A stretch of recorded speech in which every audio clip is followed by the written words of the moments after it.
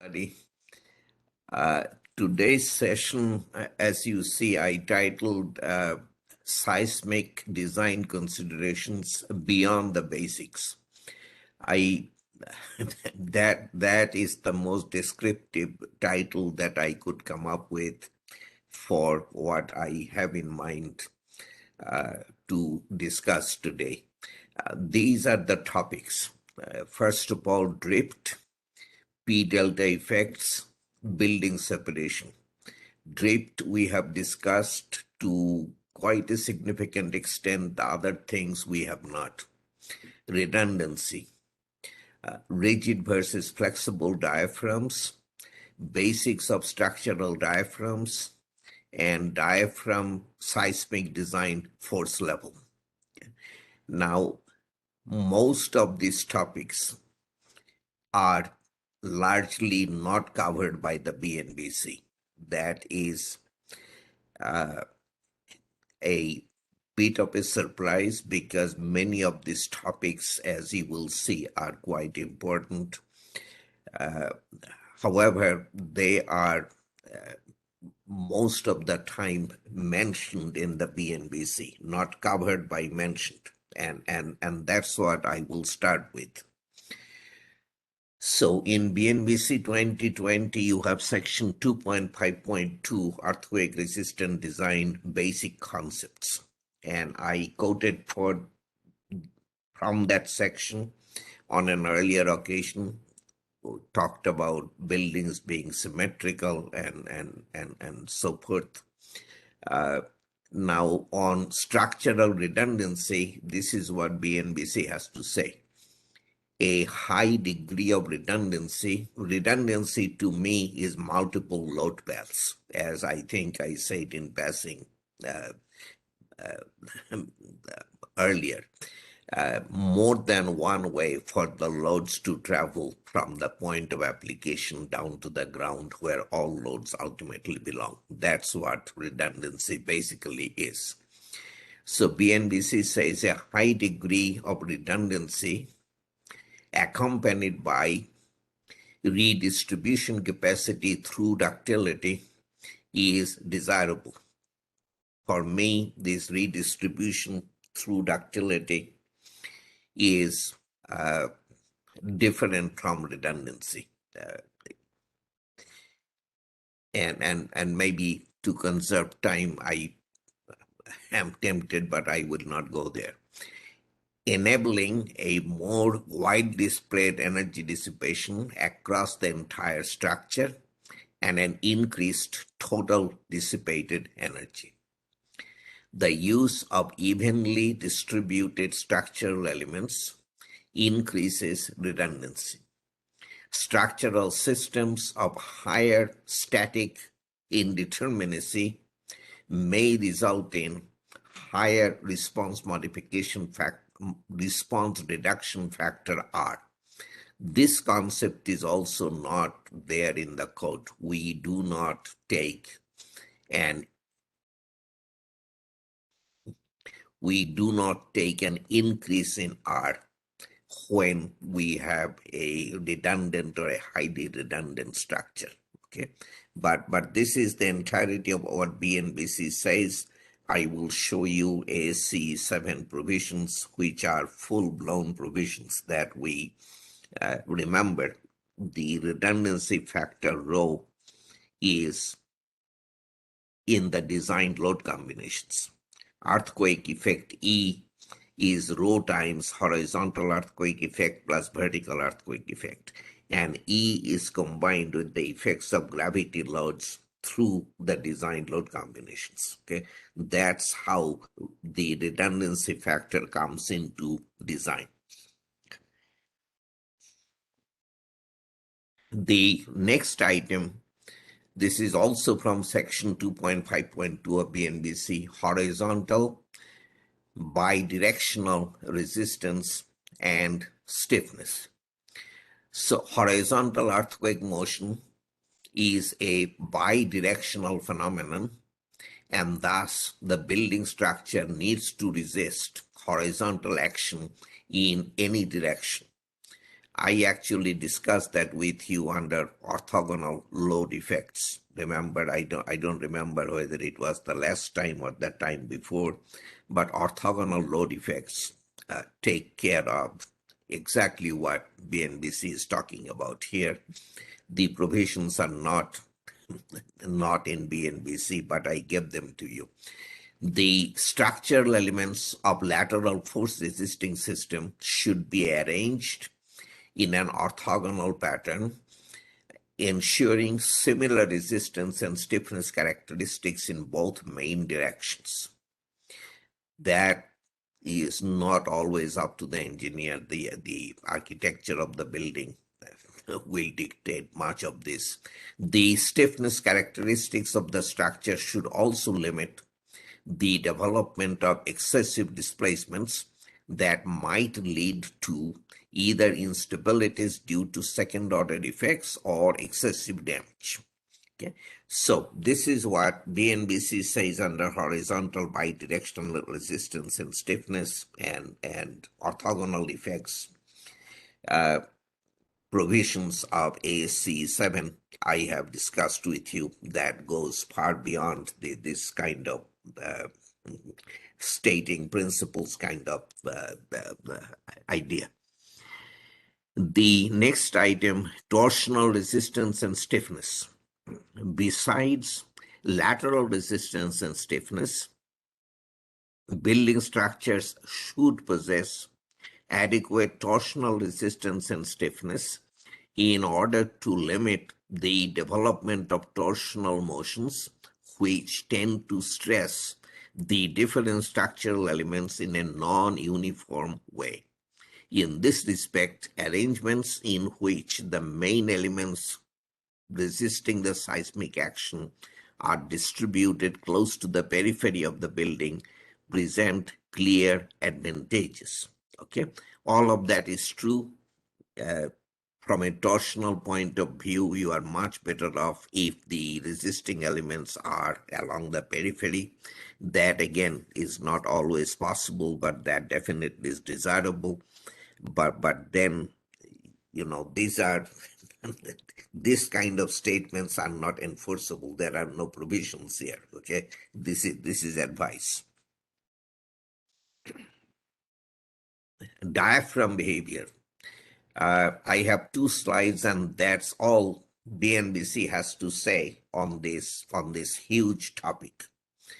In buildings, floors including the roof act as horizontal diaphragms that collect and transmit the inertia forces to the vertical structural systems and ensure that those systems act together in resisting the horizontal seismic action. Okay, we will discuss this at length. You will see what this is talking about. Anyway, this is very basic. Floor systems and the roof should be provided with in-plane stiffness and resistance and with effective connection to the vertical structural system. Particular care should be taken in cases of non-compact. That means, you know, one side is very large compared to the other. In cases of non-compact or very elongated in-plan shapes, and in cases of large floor openings, especially if the latter are located in the vicinity of the main vertical structural elements, thus hindering such effective connection between the vertical and horizontal structure. The in-plane stiffness of the floors shall be sufficiently large in comparison with the lateral stiffness of the vertical structural elements, so that the deformation of the floor shall have a small effect on the distribution of the forces among the vertical structural elements. Okay. The first part, where it talks about openings and so forth, is very basic, good sense, although there is no provision here. The last part tends to suggest that all diaphragms should be rigid, that they should not deflect much in their own plane. That is really not a necessity. And so this is where this diaphragm stiffness discussion comes in, flexible versus rigid diaphragms. We will talk quite a bit about it. And to a large extent, we will talk about not all of it, but at least the diaphragm design force level. I will talk about. Okay, so that brings us to the first set of topics: drift, P delta effects, building separation. Everything in today's presentation is Ac7 material as adopted by the IBC. I mentioned previously that the seismic design provisions of BNBC 2020 are those of ACE 705.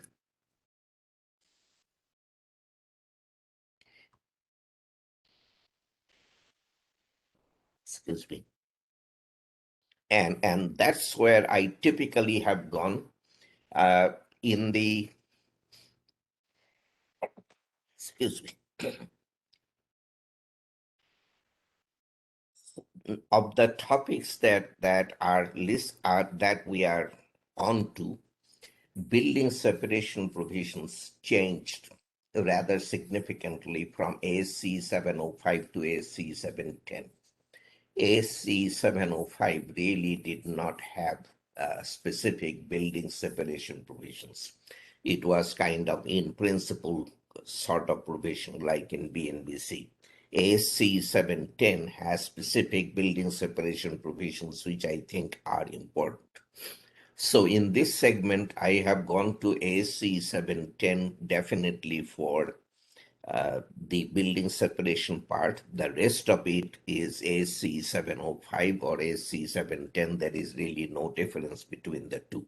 Some slides have AC 710 in the title, some have AC 705, but again, other than building separation, there is no difference between the two.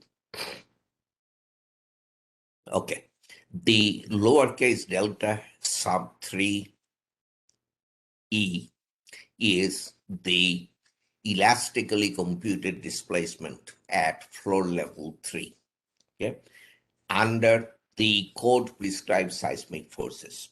So you take the design base shear, you distribute it along the height of the structure in the manner prescribed by the code.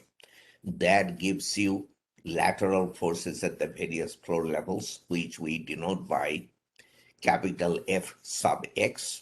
We do an elastic analysis of the structure under those distributed forces.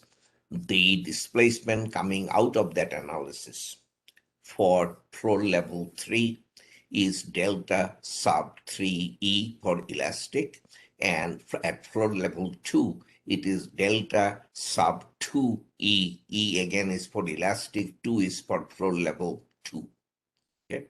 The difference between the two, this capital delta sub 3E, is the interstory drift for story 3. Okay, this is level 1, this is level 2, this is level 3, this is story 1, this is story 2, this is story 3. So story 3 is the story below level 3. Okay.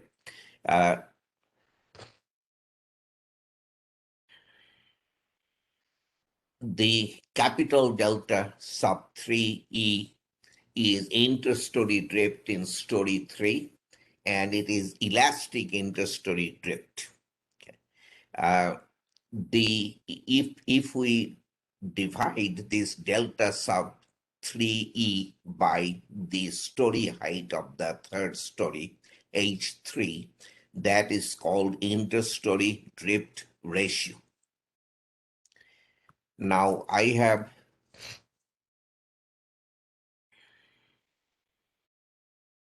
I think at least in passing, discuss this with you. Delta sub E is typically determined at the center of mass of each floor level. When torsion is not pronounced, that's what we do. Delta sub E is determined at the center of mass of each floor level. When centers of mass of two consecutive floors do not align, so the capital delta sub 3E would be the deflection at the center of mass of level 3 minus the deflection at the center of mass of level 2. However, if the centers of mass of level 3 and level 2 are not vertically aligned, then the interstory drift would be the deflection at the center of mass of level 3 minus the deflection at a vertically aligned point below the center of mass of level 3 on level 2.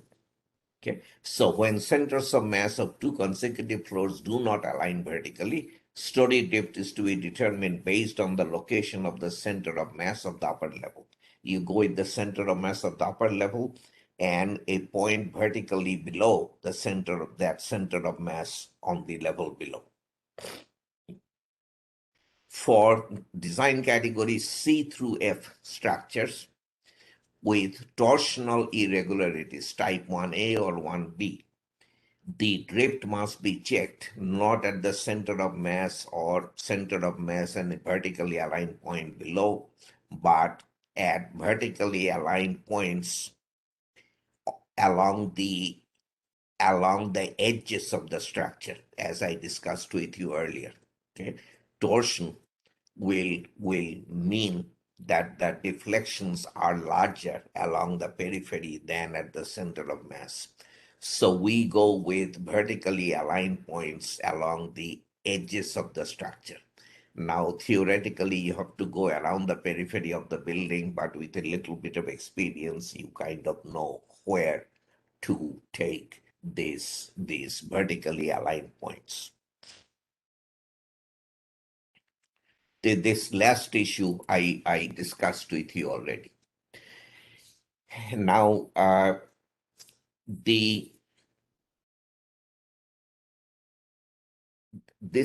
variation of this picture I have shown you many times. The load deflection curve of a particular structure subjected to the design earthquake of BNBC 2020. If the response were elastic, the total force developed in the structure would be capital V sub E, and the total displacement not shown here, we called it lowercase delta sub capital E on an earlier occasion. Anyway, today the important thing is that we are designing for V sub E divided by R. That's our design base shear. And we analyze our structure elastically under that shear distributed according to the height of the structure in the manner prescribed by the code.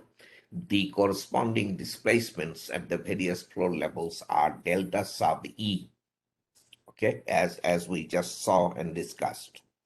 Now, as mentioned previously, delta sub E would be much smaller than the displacements the structure will actually see if the design earthquake were to hit, because delta sub E is being calculated under the reduced displacement, reduced forces V sub E over R. Okay, I mentioned previously that the deflection corresponding to elastic behavior does not change much when behavior is inelastic.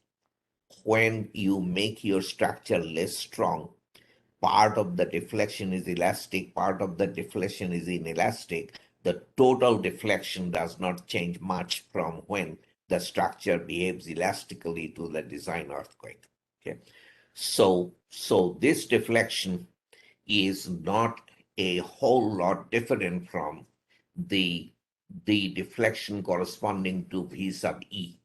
There are proposals that we make them the same, but so far we have not made them the same, except here and there. Anyway, we estimate the actual design earthquake displacements by multiplying the calculated delta sub E values by the displacement amplification factor C sub D, which is given to us in the R values table. Okay, all of that I have discussed at length with you. None of this should be anything new. Okay, the C sub D values, as I said, are given in the R values table, table 12.2-1 of AC710. That is, the corresponding table is in BNBC also, and on other slides, I've given you the BNBC table numbers. Okay. Now, so lowercase delta sub XE, capital delta sub XE, capital delta sub XC divided by H sub X. We have discussed all of that. Now, also discussed earlier, when we do our drift check, when we check that the interstory drift is interstory drift delta, including C sub D, is within tolerable limits as given in AC7, we multiply the design deflection by the importance factor I. Okay, so we start with delta, lowercase delta sub 3e, elastically computed. We multiply that by C sub D to get to design earthquake displacement. And then we divide by the importance factor, because the drift limit against which we check the interstory drift is a function of the importance of the structure. The drift limit for a hospital is half that of an office building on the same site. For an office building, the interstory drift we allow is 2% of story height. For a hospital, the interstory drift we allow is only 1% of story height. And so the idea is that we should not penalize the same building twice. First, by instituting a tighter drift limit, and second time, by calculating larger deflections for an important building, because the force under which we are calculating the displacement, the lateral force, is augmented by an importance factor I. So we take the I out of the deflection calculation. So this quantity, C sub D times delta sub XC for floor level X divided by I, that quantity at the top of a story minus the same quantity at the bottom of the same story. If our story is the third story, that would be delta sub 3E minus delta sub 2E divided by I, is the delta sub 3 that we check against the drift limit. Okay, I think you will find these slides very, very clearly made. So I spent time on this on a previous occasion, so I think that should be sufficient. The the interstory drift delta must be within tolerable limits. Now, something important that I did not mention in the past is, or maybe two things. Okay, so remember, in the design base shear equation, irrespective of seismic design category, the design base shear may not be any less than 0.44 S sub ds times S sub ds times I times W. or the design base shear coefficient cannot be any less than 0.44 S sub ds times I. And under no circumstances can it be below 1%. When S sub ds is low, and this this number goes below 1%, we keep the design base shear no less than 1% of building height. Now that limitation need not apply in drift computation. Okay, you can let the design base shear go as low as the 1 over t or 1 over t squared equation would give you. The other limitation that need not apply, need not means exactly what it says. You do not have to apply it, but if you apply it, that is okay with the code. When we talked about period computation, we start with approximate period T sub A, which is given by formulas in the code. Then we compute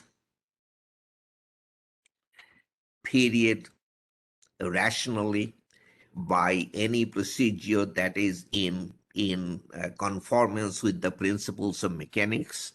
The rationally computed period T depends on the stiffness assumption that we make in the period computation. And because of that, T is limited to being no more than a multiplier times the approximate period. The multiplier in Bangladesh is 1.4. So we are never allowed to take the rationally computed period any larger than 140% of the approximate period. But that is for force calculations only. For deflection calculations, that limit need not apply.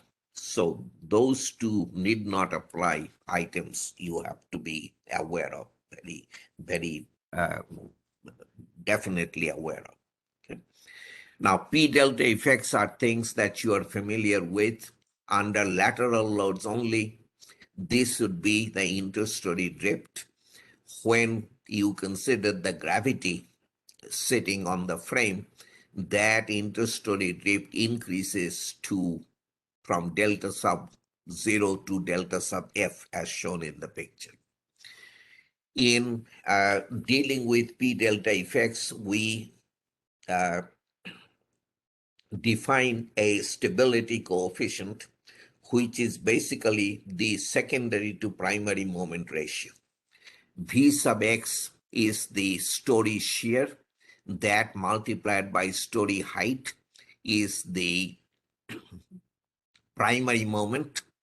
P sub x is the unfactored gravity load at the level where we are doing this calculation. Okay, total vertical design load factor of 1 at story above level x. Delta, you know, is the computed design level story drift, including C sub D. In P delta calculations, we have historically taken elastic drift, not the drift including C sub D. So we take the C sub D out, we divide by C sub D. And then in recent times, we have included the I factor in this expression, meaning we would like to calculate a larger stability coefficient for more important buildings, because that stability coefficient, again, we like to keep within limits that we believe will not cause instability of the structure. We want to play it safer for more important buildings. So the stability coefficient theta is given by this formula. If theta is less than 0.1, 10%, then P delta effects can be neglected. These days, P delta effects are taken into account by the computer program that we use for structural analysis. So there isn't a lot of incentive for ignoring the P delta effects.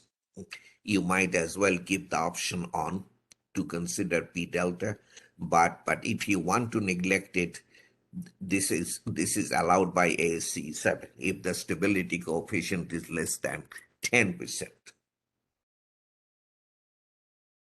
If the stability coefficient exceeds 10%, then the largest value of theta along the height of the building, okay, shall not exceed, or yeah, theta. So you go along the height of the building, the largest value of theta shall not exceed the 0.5 divided by beta times C sub D. C sub D we're familiar with. Beta is the ratio of the shear demand to the shear capacity of the story in question. Shear demand to shear capacity. Shear capacity. So story in question, the shear capacity will be supplied by the columns and the shear walls. So if you add up the shear strengths of the columns and the shear walls, that is your story shear capacity. The shear demand will again have to come from analysis. Now that ratio is not the easiest number to calculate, so you can conservatively take it equal to 1.0. That is allowed by AC7 specifically. So theta, in other words, shall not exceed 0.5 divided by C sub D. Okay, if C sub D is 5, you get the same 10%. Under no circumstances, irrespective of what your beta may be, C sub D may be, the ratio cannot exceed 1/4. Secondary moment cannot be any more than 1/4 of the primary moment, because then we are pretty afraid of structural instability. So if that happens, theta goes beyond or becomes equal to 1/4, then you will have to change something in the structure to make it more stable. When theta is between the two limits, 10% and theta maximum, as given on the previous slide, one simple way of accounting for P delta effects is multiply all computed element forces and displacements by 1/1 minus theta. Okay, this we have done for a long time, works pretty well, although these days, as I said, the computations will be done on the computer, and we probably will not do this. But this has been very popular over the years. So multiply all computed element forces and displacements by 1/1 minus theta. Check drift limits using amplified drift and design for amplified forces.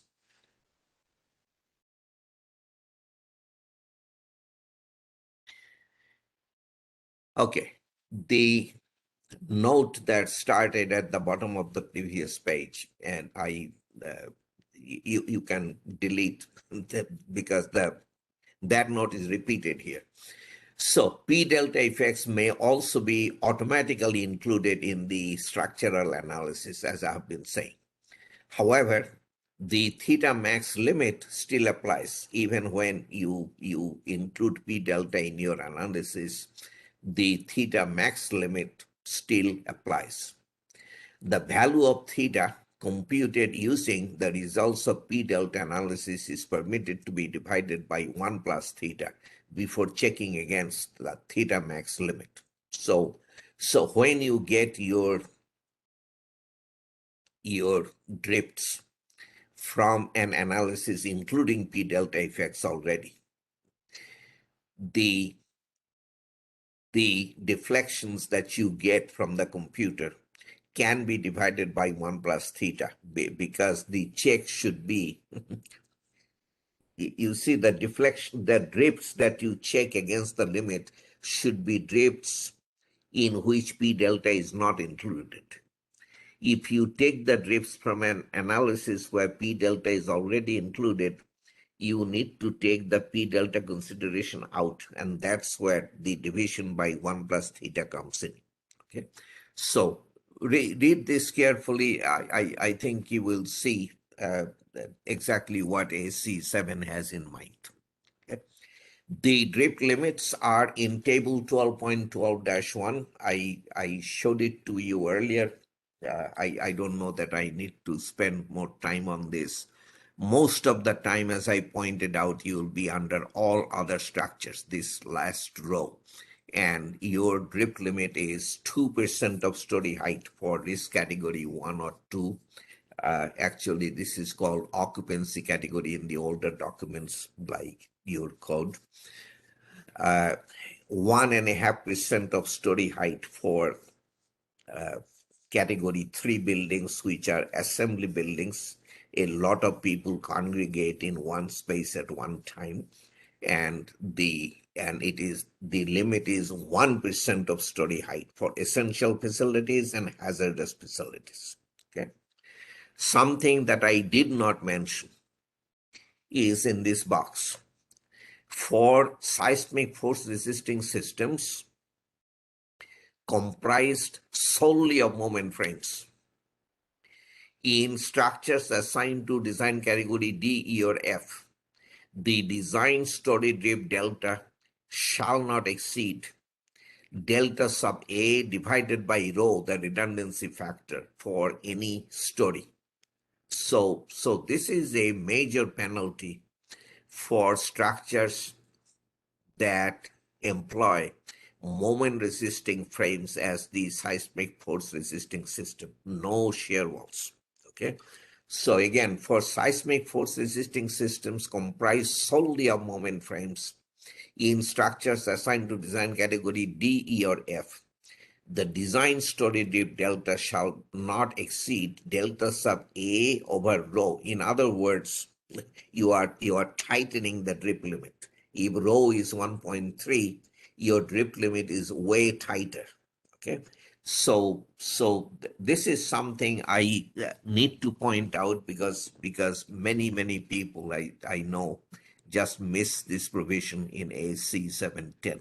It was put there for a reason, and you need to understand it and apply it.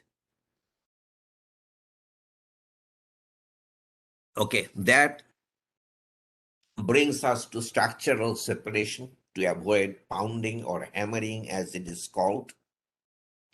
I think this picture is pretty graphic. If we want to prevent hammering, then that separation distance has to be sufficient. Okay. This is a picture taken after the 1994 Northridge earthquake, and you see the damage due to hammering that has happened. Now, this is the structural separation provision of AC710. Here, I mentioned AC710 is quite different from AC705. All portions of structure shall be designed and constructed to act as an integral unit in resisting seismic forces. That definitely is one choice. No gap, no nothing. You tie everything together. All portions of structure shall be designed and constructed to act as an integral unit in resisting seismic forces, unless separated structurally by a distance sufficient to avoid damaging contact as set forth in this section. So you will tie the whole structure together, or you shall separate portions of your structure by gaps that are sufficient to avoid what AC7 has chosen to call damaging contact. Okay. So to avoid damaging contact, the the separation distance between two structures, adjacent structures on same property, shall be separated by at least delta sub mt, and delta sub mt is the square root of the sum of the squares of these two quantities. Delta sub m1 and delta sub m2 are maximum inelastic response displacements, as they're called, of adjacent structures at their adjacent edges. Okay, so these are maximum inelastic response displacements. I'll define that in a second, of adjacent structures at their adjacent edges. These are not deflections at the centers of mass. Okay. Now, let's take an example. Let's say there is a shorter structure and a taller structure. The roof level deflection, this inelastic response displacement, which I have not defined yet, let us say this delta sub capital M at the roof level of the shorter building is 75 millimeters, and the inelastic response displacement at the same level of the adjoining structure. This is not at the roof level, but at the, here you have to take, so roof level of the shorter building and the same level of the taller building. Let us say that deflection is 100 millimeters. Roof deflection will be significantly higher than that. Okay.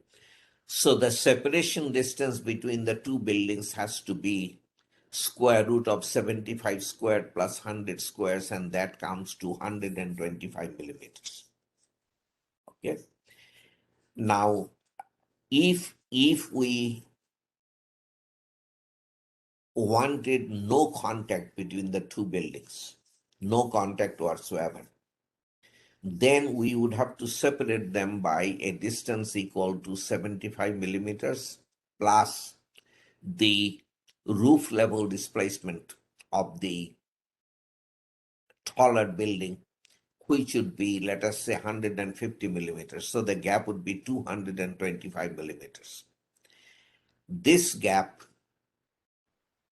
in Ac7's opinion, is sufficient to avoid damaging contact. There will be contact, but that would not result in significant damage to the structures.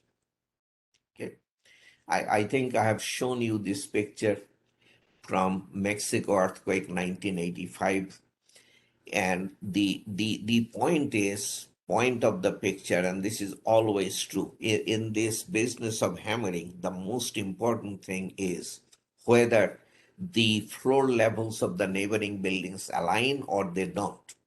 In this picture, they are not aligned. So the heavy floors of the right building hit against not quite mid-height, but along the height of the column of the next building, and a few poundings like that, the column gets damaged, and then a whole portion of the building can come down. Okay, if the floors are aligned, the damage is significantly less, but we cannot regulate by building code that floor levels of neighboring buildings shall be aligned. That is pretty absurd. So this is why we go to this avoiding damaging contact. Okay.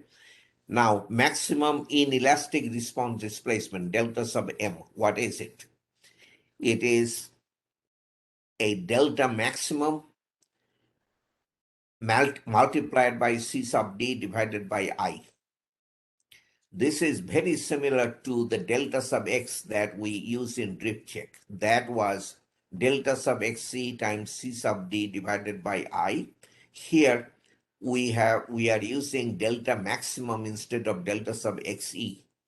Delta sub XE, I have mentioned, is deflection typically at the center of mass of a level, except that it may be vertically aligned point below the center of mass of the upper level, or in the case of torsionally irregular building, C sub D could be at a point along the edge. Now this delta sub capital M is maximum displacement at level X. This is maximum displacement, considering torsion and torsional amplification where applicable. So if it is a torsionally irregular building, you will have to consider the inherent torsion. You have to bring in accidental torsion, and depending upon your situation, you may have to multiply the sum of the two by torsional amplification factor. Okay, under all of that, the maximum deflection will be somewhere along the edge of the building, and that maximum deflection is capital delta sub M. So in other words, the delta sub XE typically does not include the effect of torsion. Delta sub capital M includes the effect of torsion. Is this page repeated? Seems to me. Yeah, I have 2 copies of the same slide, so you can just cross it out. Okay, structural separation. So that was what we discussed is the gap between two buildings on the same property. Now, where a structure adjoins a property line not common to a public way, property line not common to a public way, structure shall be set back from property line by at least the displacement delta sub M of that structure. So this is also a repeat. I don't know how it happened. Just cross out that slide. Okay, so previously we were talking about the shorter building and a taller building on the same property. But if there is a property line between the two buildings, this building belongs to one owner and the next building, the taller building, belongs to another owner, then the requirement is that this building must be set back by the delta sub M displacement at the roof, which is 75 millimeters in our case, from the property line. The adjoining building also has to be set back by the roof displacement, which would be, what did we say, 150 millimeters from the property line. And then the gap between the two would be 225 millimeters. So when the two buildings are on the same property, we are allowing a gap of 125 millimeters. When the buildings still adjoining belong to different owners, we insist on a gap of 225 millimeters. Is that logical? And the answer is yes, because if the two buildings belong to the same owner, our sole preoccupation is to avoid damaging contact. If the buildings belong to different owners, then what we are trying to prevent is from my building deflecting onto somebody else's property. Okay, so it is entirely what AC7 requires is entirely logical.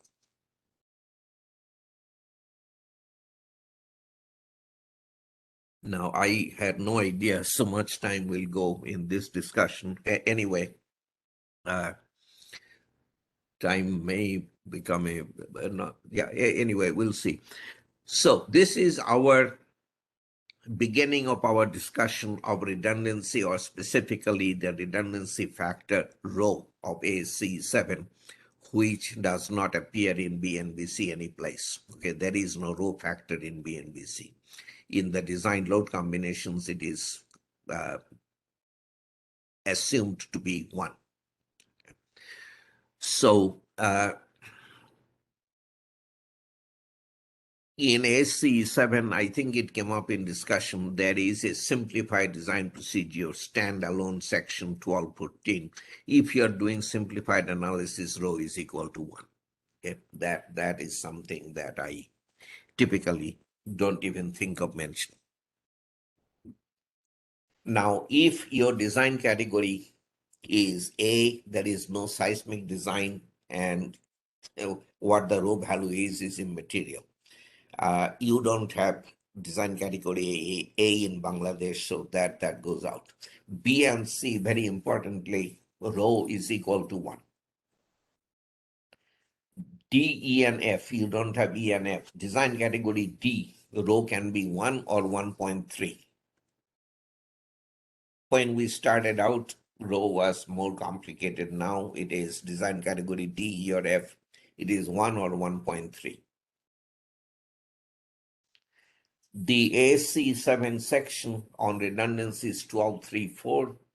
In that, we first have a subsection that gives us conditions where rho can be taken equal to 1. Many situations AC7 tells us to start with rho can be taken equal to 1. And then the next subsection, we talk about redundancy factor for the high seismic design categories D, E, and F. Okay, starting with this slide, situations where rho can be taken equal to 1. AC7 tells us it can be taken equal to 1. Structures assigned to design category B or C. Drift calculation and P delta effect calculation. Okay, rho can be taken equal to 1. Drift computation and P delta effect calculation. Design of non-structural components, which we will discuss tomorrow. Rho is equal to 1. Design of non-building structures not similar to buildings. Non-building structures, again, we will discuss tomorrow. Very broadly speaking, every non-building structure is put into one of two categories. Non-building structures similar to buildings and non-building structures not similar to buildings. Non-building structures similar to buildings are treated like buildings, and the rho factor is whatever it is, but non-building structures not similar to buildings, rho can be taken equal to 1. Okay, that's item 4. Design of collector elements, splices, and their connections for which load combinations with overstrength factor are used. You remember this came up big time in the design of collectors. Their splices and connections must be designed using load combinations with overstrength factor. And when you have that overstrength factor included, you don't apply another rho factor on top of that. The rho is equal to 1.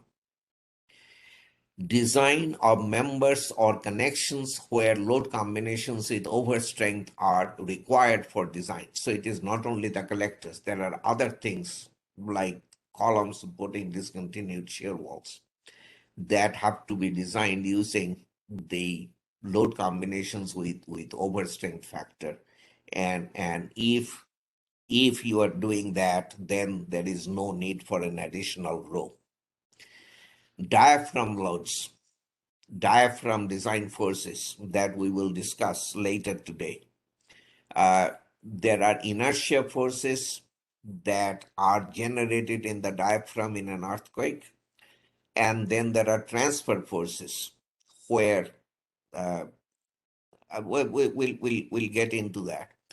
Rho for the inertia forces is equal to 1. For the transfer forces, it is what it is. It can be 1, can be 1.3. Structures with supplemental damping systems that are designed by Chapter 18 of AC7. Rho can be taken equal to 1. And finally, design of structural walls for out-of-plane forces. So when you design a wall for out-of-plane bending, including the anchorage of that wall to diaphragms and so forth, rho is equal to 1. So this long list is extremely useful. We use it all the time. Okay, so going beyond that,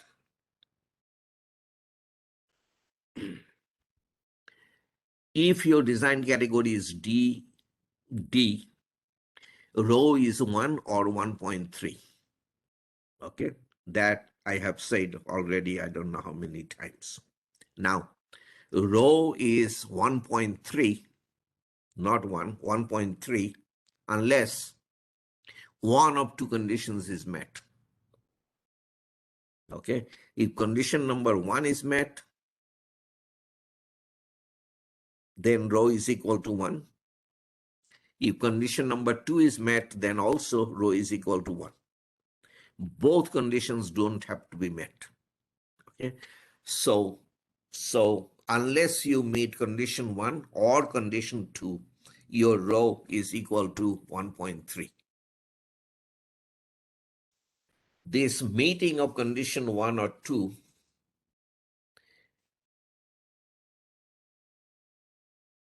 doesn't have to be checked for the top stories of the building. You check, you do your check. So condition 1 and condition 2 only need to be checked at each story resisting more than 35% of the base shear. You do that check at each story resisting more than 35% of the base shear. Okay? So if you take this building, these are the story level forces, F4, F3, F2, F1 for the floor levels, 4 levels. The story shear in this story is that force. The story shear here is the sum of those two forces. The story shear at this level is the sum of all the forces above, and that is the base shear. Okay. Now, at this level, in level 4, the story shear is obviously no more than 35% of the base shear. So at the 4th level of this building, we do not have to check whether condition number 1 or condition number 2 is met. It is only in the lower stories that we will do that check.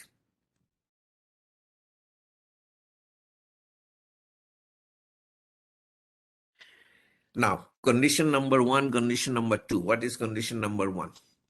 Can an individual element, structural element, be removed from the seismic force resisting system?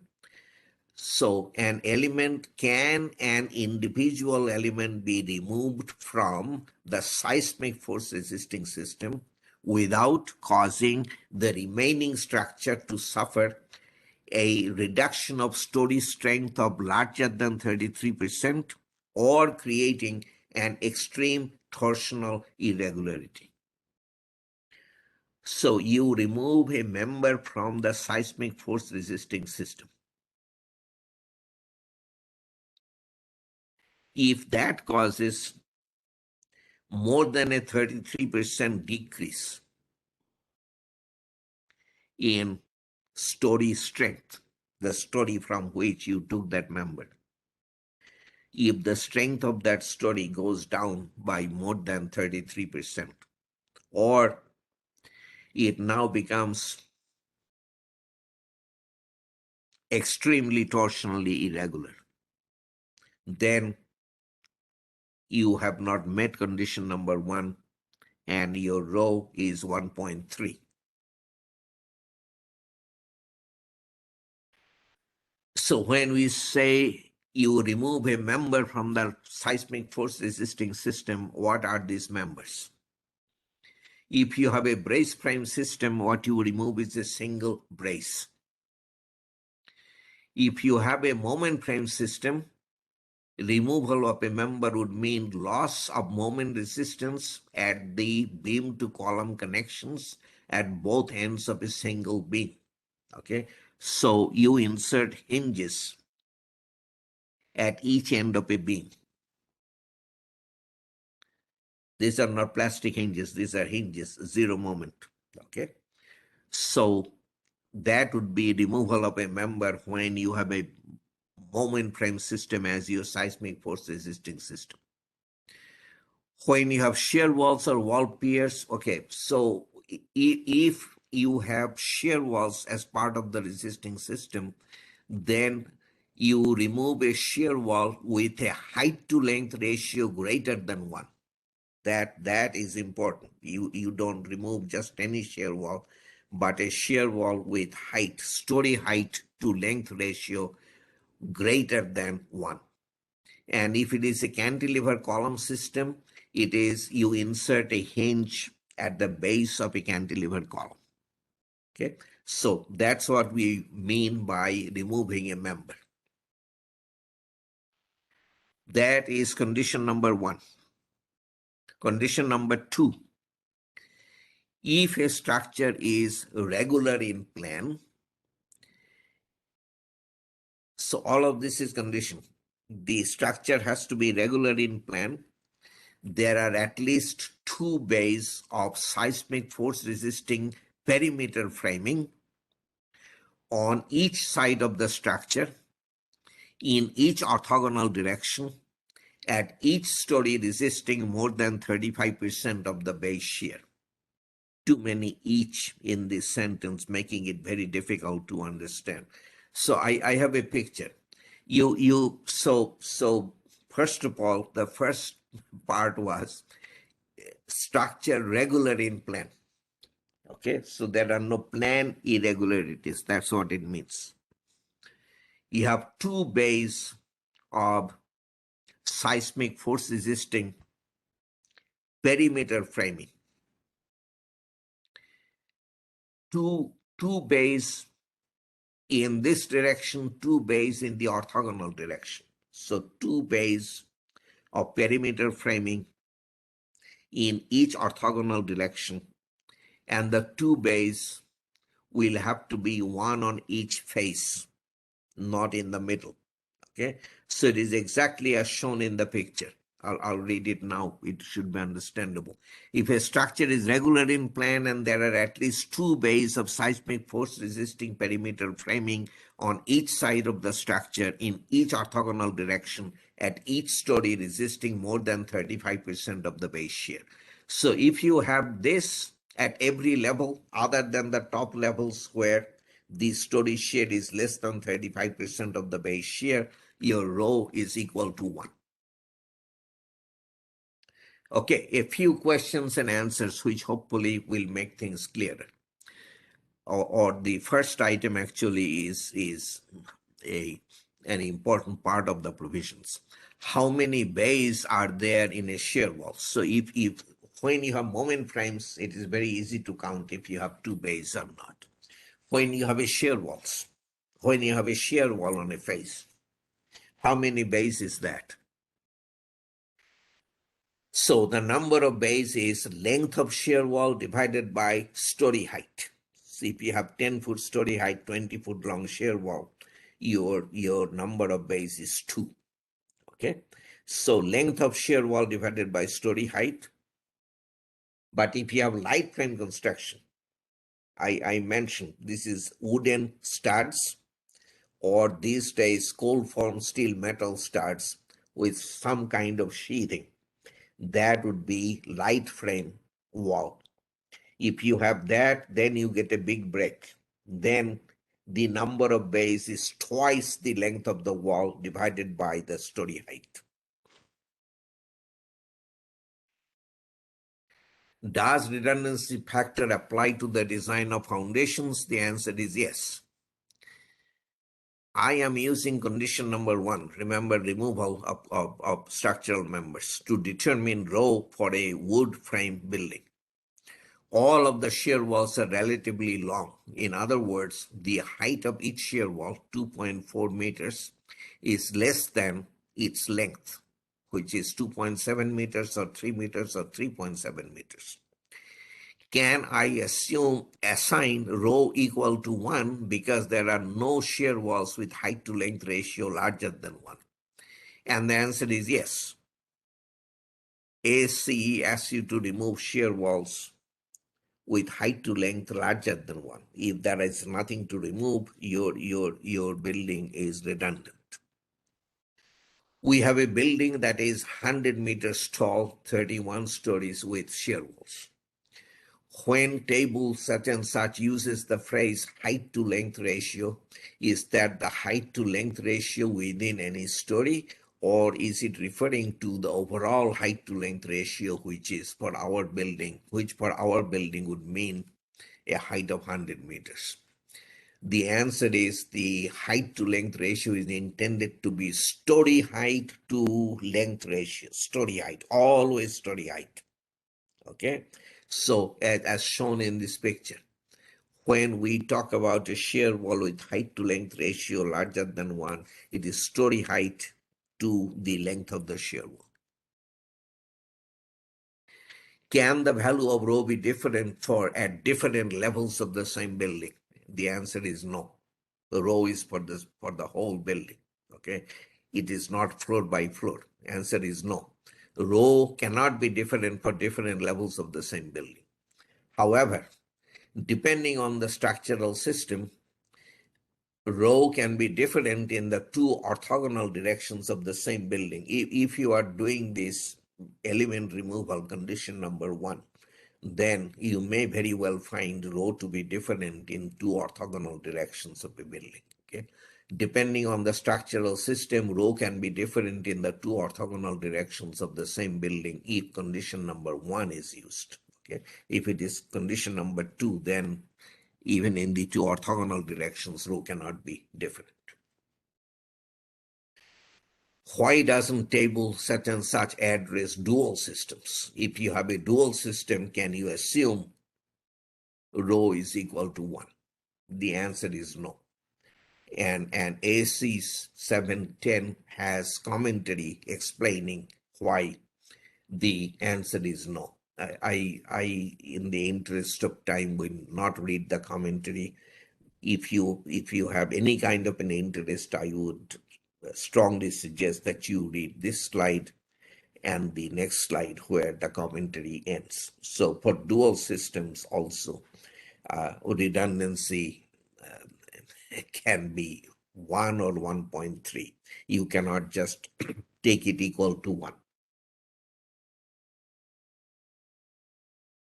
Dual systems are not listed in that front segment when I said rho can be taken equal to 1 for so many things.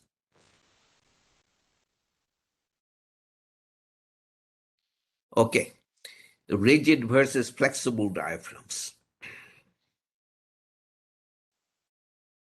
This is a very important topic because remember, we start seismic design with the design base shear. Then we do a vertical distribution of the base shear along the height, giving us the F sub x forces. From the F sub x forces, we can calculate story shears, V sub x. But then we have to make a horizontal distribution of V sub x. If in the direction of V sub x, as I showed you in a picture, if we have 2 frames and 3 shear walls of unequal length, or whatever we have, if we have multiple seismic force resisting elements, how is V sub x distributed among those elements? If we have 2 frames and 3 shear walls, how much of the story shear goes to the frames and how much to the 3 shear walls? How much goes to the frames and how much goes to the shear walls depend on the stiffness of the diaphragm. Does the diaphragm deflect very little in its own plane in an earthquake situation, in which case it is rigid? That will give us one kind of distribution. Or does the diaphragm deflect quite a bit in its own plane under design earthquake excitation, in which case our distribution will be very different. Okay, this is why we need to know whether our diaphragm is stiff or flexible. So Seismic story shear is to be distributed to vertical elements of the seismic force resisting system based on the relative lateral stiffnesses of those elements if you have rigid diaphragms. Seismic story shear is to be distributed to vertical elements of the seismic force resisting system based on tributary areas if you have flexible diaphragms. Okay? A very, very simple example. So we have a diaphragm, a slab bending in its own plane under the seismically induced forces. The stiffness of each shear wall is K. Stiffness would be the force required to impart a unit of interstory drift to those shear walls. Those are the same for all three shear walls.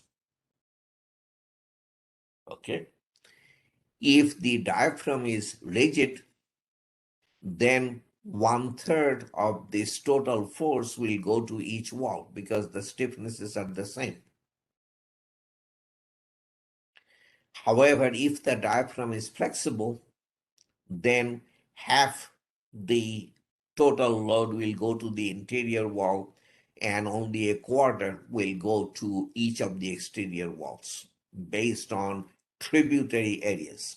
Okay, obviously this distribution is very different from that distribution. This is why we need to know the diaphragm rigidity, and these are two extremes. Obviously it can be something in between. The diaphragm can be semi-rigid. Most diaphragms actually are.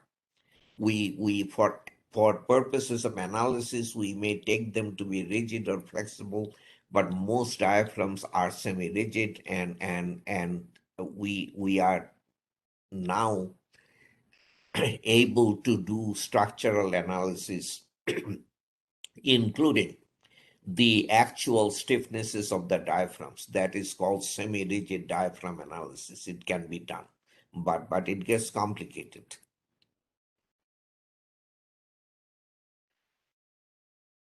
Okay, so next question is, when can we consider our diaphragm to be rigid? When can we consider it to be flexible for purposes of analysis? There is a prescriptive approach to answering that question. There is a calculation approach, both of which we will discuss. Okay, so when can a diaphragm be taken as prescriptively flexible? When can you assume a diaphragm to be flexible without any calculations? Okay, so the answer is diaphragms constructed of untopped steel decking or wood structural panels, if let me go to a picture and then maybe I'll come back to the text, maybe I won't. Okay, but this summarizes the whole provisions of Ac7 when it comes to rigid versus flexible diaphragms. Okay, this picture is not in Ac7. We put this together to explain the Ac7 provisions. Okay, so if you want to figure out whether you can take your diaphragm as prescriptively flexible or prescriptively rigid, you will start here by asking, is my diaphragm made of wood structural panels or untopped steel decking? If the answer is yes, it is one or the other. My diaphragm is made of wood structural panels or untopped steel decking. Then the further question would be, is the diaphragm part of 1 and 2 family dwellings of light frame construction? You know light frame construction by now. If the answer is yes, then you can assume your diaphragm to be flexible. If the answer to that question is no, then you ask,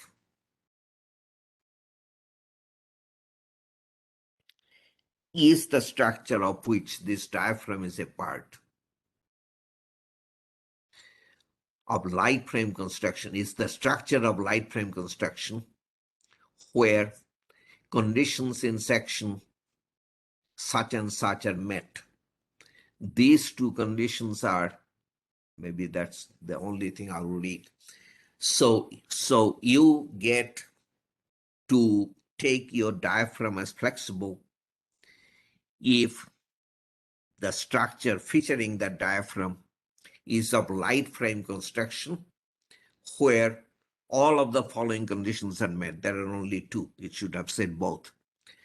Topping of concrete or similar material is not placed over wood structural panel diaphragms.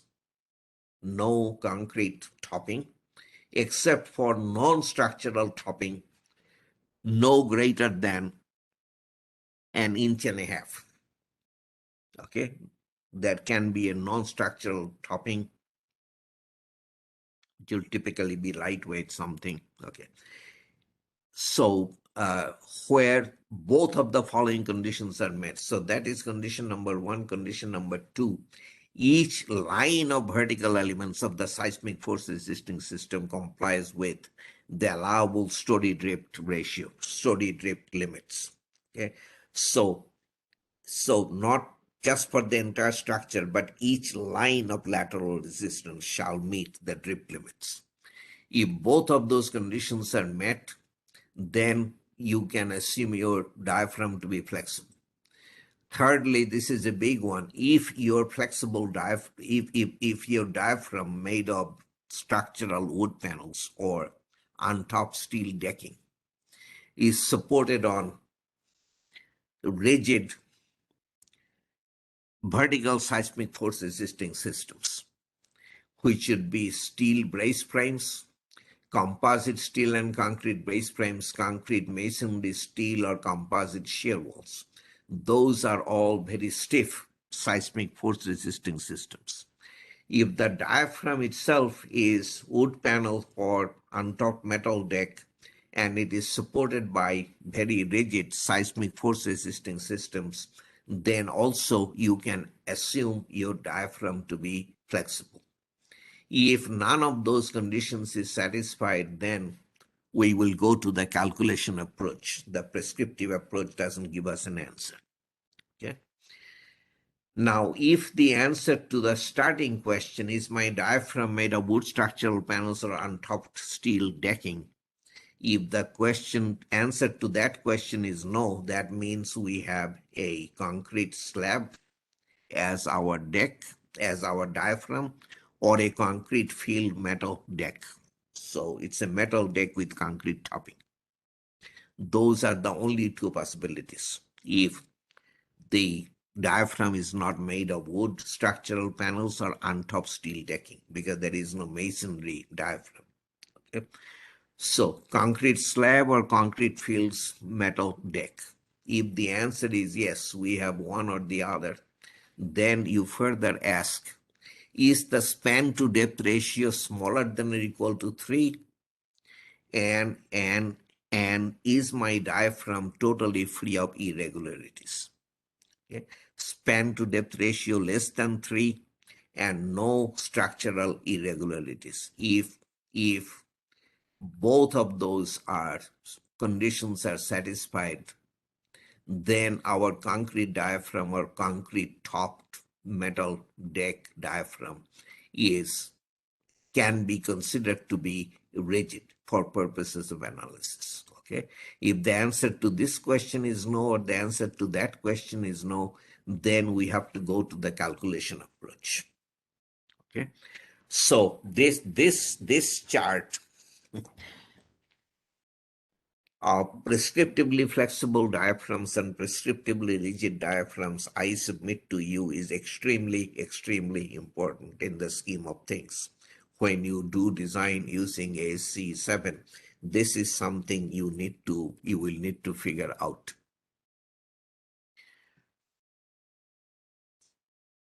Okay, calculated deflection approach. Again, I will skip the text, go to the figure. You see my arrow. something pops up every few seconds and I have to get rid of that. Anyway, it's so annoying that. Okay, so this is a diaphragm. It is acted upon by seismic forces, inertia forces caused by seismic excitation. We typically take it uniformly distributed along the edge of the diaphragm. This is the in-plane deflection of the diaphragm, calculated value. And there are calculation procedures available depending upon the material of the diaphragm. Okay? So this MDD is the maximum diaphragm deflection calculated value. The loads applied along the edges of the diaphragm will go to the supporting seismic force resisting system if these are two shear walls. If the two shear walls are identical, half the load will go to this shear wall, half the load will go to that shear wall. Okay? If that shear wall is twice as stiff as that shear wall, 2/3 of the load will go to the stiff shear wall, 1/3 to the other shear wall. Anyway, we will calculate the interstory drift of this shear wall under its tributary load, and we will calculate the interstory drift of that shear wall under its tributary load. The average of those interstory drifts is ADVE. If the in-plane deflection of the diaphragm is more than twice the average interstory drift of the supporting seismic force resisting systems, then you have a flexible diaphragm, flexible by calculation. We do not say if the deflection is less than 2, you have a rigid diaphragm. Ac7 doesn't say that. Okay, so Ac7 has prescriptively flexible, prescriptively rigid, and flexible by calculation.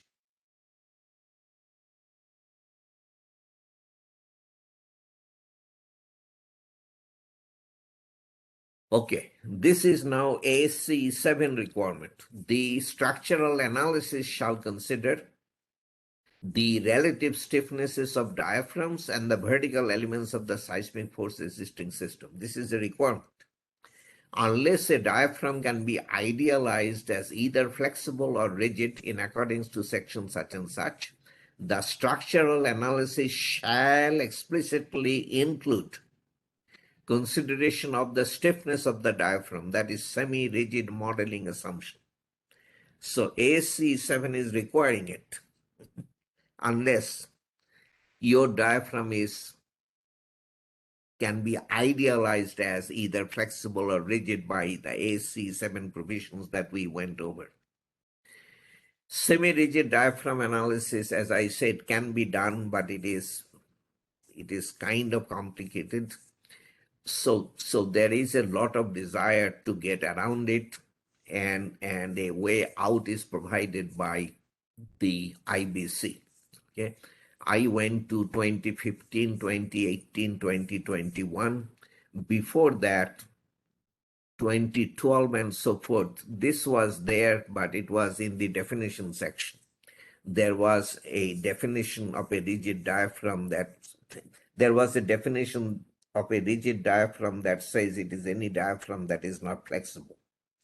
So that went out after 2012 IBC, but let us read this. This is all important.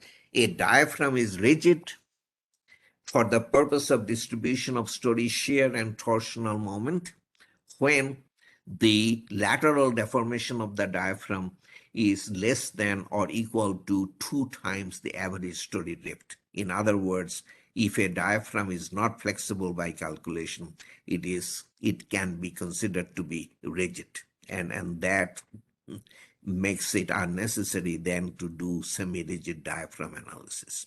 And I mentioned previously that the code controls over the standard. So you can legitimately say that since this provision is in the IBC, we do not have to go by this AC710 requirement of semi-rigid diaphragm modeling. Okay, so that brings us to a good point for it's almost exactly 9:30.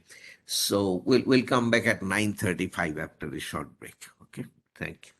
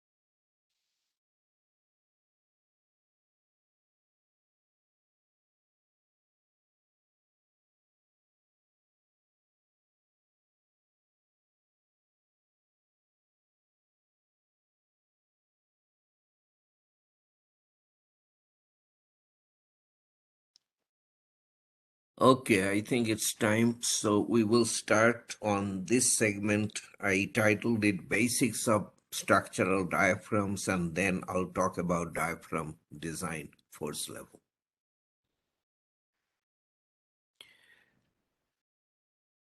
I think on a previous occasion, I did talk about these technical briefs, as they're called, issued by the National Institute of Standards and Technology, NIST.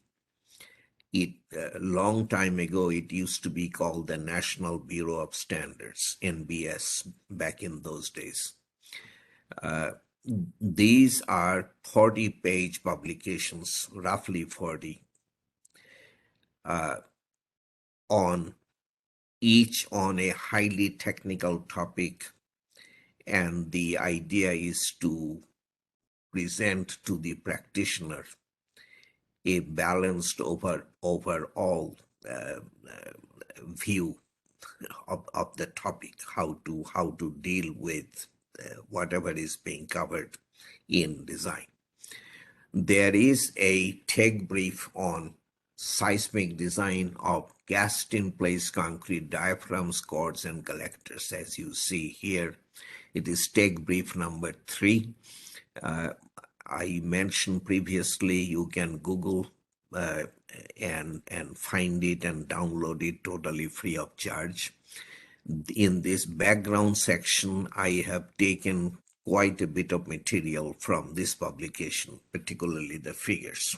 Okay, I did want to acknowledge it, and I also wanted you to refer to this publication as being almost must reading if you want to understand structural diaphragms.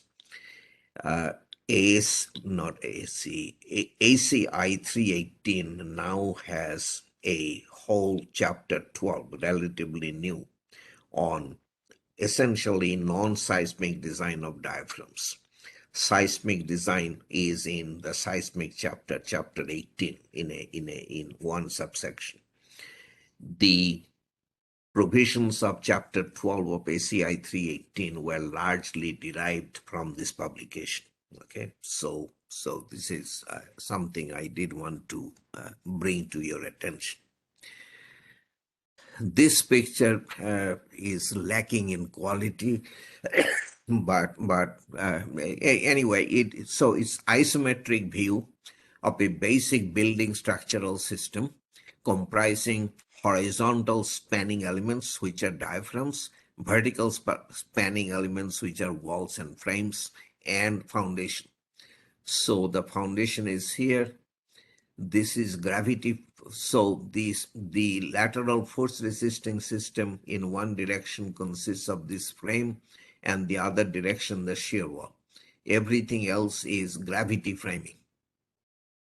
You remember, those are structural elements that are considered not to be part of the seismic force resisting system. So the diaphragms are marked moment resisting frame, gravity frame, foundation, shear wall. Okay, this figure is about roles, multiple roles that diaphragms play. Diaphragms, again, I said this before, but I think it bears repeating. A slab, as you see here, we would, to get down to very basics, we would build the slab so that we can impose live loads on it, so that we can carry on some activities on the floor, whether the activity is sleeping or working or dancing or whatever. In order to impose the live loads, we will have to resist the dead loads, the weight of the slab primarily. And we will also have to, okay, let me pause there. So the dead loads and the live loads are gravity loads that cause out of plane bending of the slab. and a slab has to be designed for that out of plane bending. We have to put reinforcement in to carry the out of plane bending and the accompanying shear. When the building of which this slab is a part is subject to wind forces or forces due to earthquake excitation, now the same slab will bend in its own plane like a deep beam. And now we call the slab a diaphragm. Okay, the slab is acting as a diaphragm. And acting as a diaphragm, it fulfills multiple roles. Okay, so these are lateral loads, these are gravity loads, this is diaphragm, here moment resisting frame. In this picture there is an inclined column, there is a thrust on it. Anyway, so this is shear wall, gravity framing as in the previous picture. This is called a podium slab or a transfer slab, and I'll talk about that. And these are basement walls. Okay, this is below grade soil pressure. So this is a pretty general picture that that we encounter fairly commonly. These are the different roles that diaphragms play. This is gravity loads, not acting as diaphragm, acting as slab, but anyway, that's a role. Provide lateral support to vertical elements. That is important. Laterally, so diaphragms provide lateral supports to frames, shear walls, and so forth. Resist out of plane forces. I don't know any difference between the first item and the third item. This is NIST's list that I reproduced. Resist thrust from inclined columns. So that thrust, or this thrust, has to be resisted by force in the diaphragm. That is pretty uncommon, inclined columns. Transfer lateral inertia forces to vertical elements of the seismic force resisting system. This is huge. This is a major role that diaphragms play. Transfer lateral inertia forces to vertical elements of the seismic force resisting system. Also transfer forces through the diaphragm, and if you go all the way down, support soil loads below grade. Now, when we have shear walls and frames in the same building, shear wall frame interactive system, or it could be dual system, whatever, the frames left to themselves would deform as shown in the left picture. This is called the shear mode of deformation.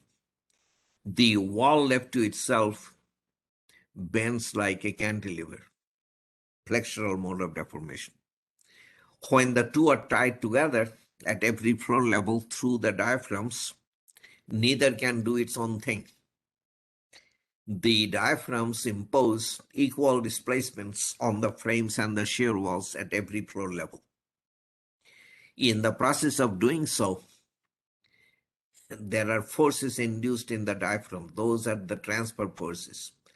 Forces are transferred between the frame and the shear wall through the diaphragm, and in order to equalize the deflections of the frames and the shear walls.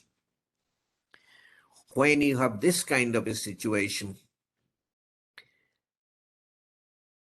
at this level, the base shear from the upper portion, part of it will go to this seismic force resisting system. It will not all be resisted by just that. So there will be significant transfer through this slab, large diaphragm transfer. At the bottom, okay, there is huge story shear, huge base shear that will be resisted by the walls of the basement. But the shear has to go to the walls of the basement via the podium slab, and maybe there are other diaphragms below that are also transfer diaphragms.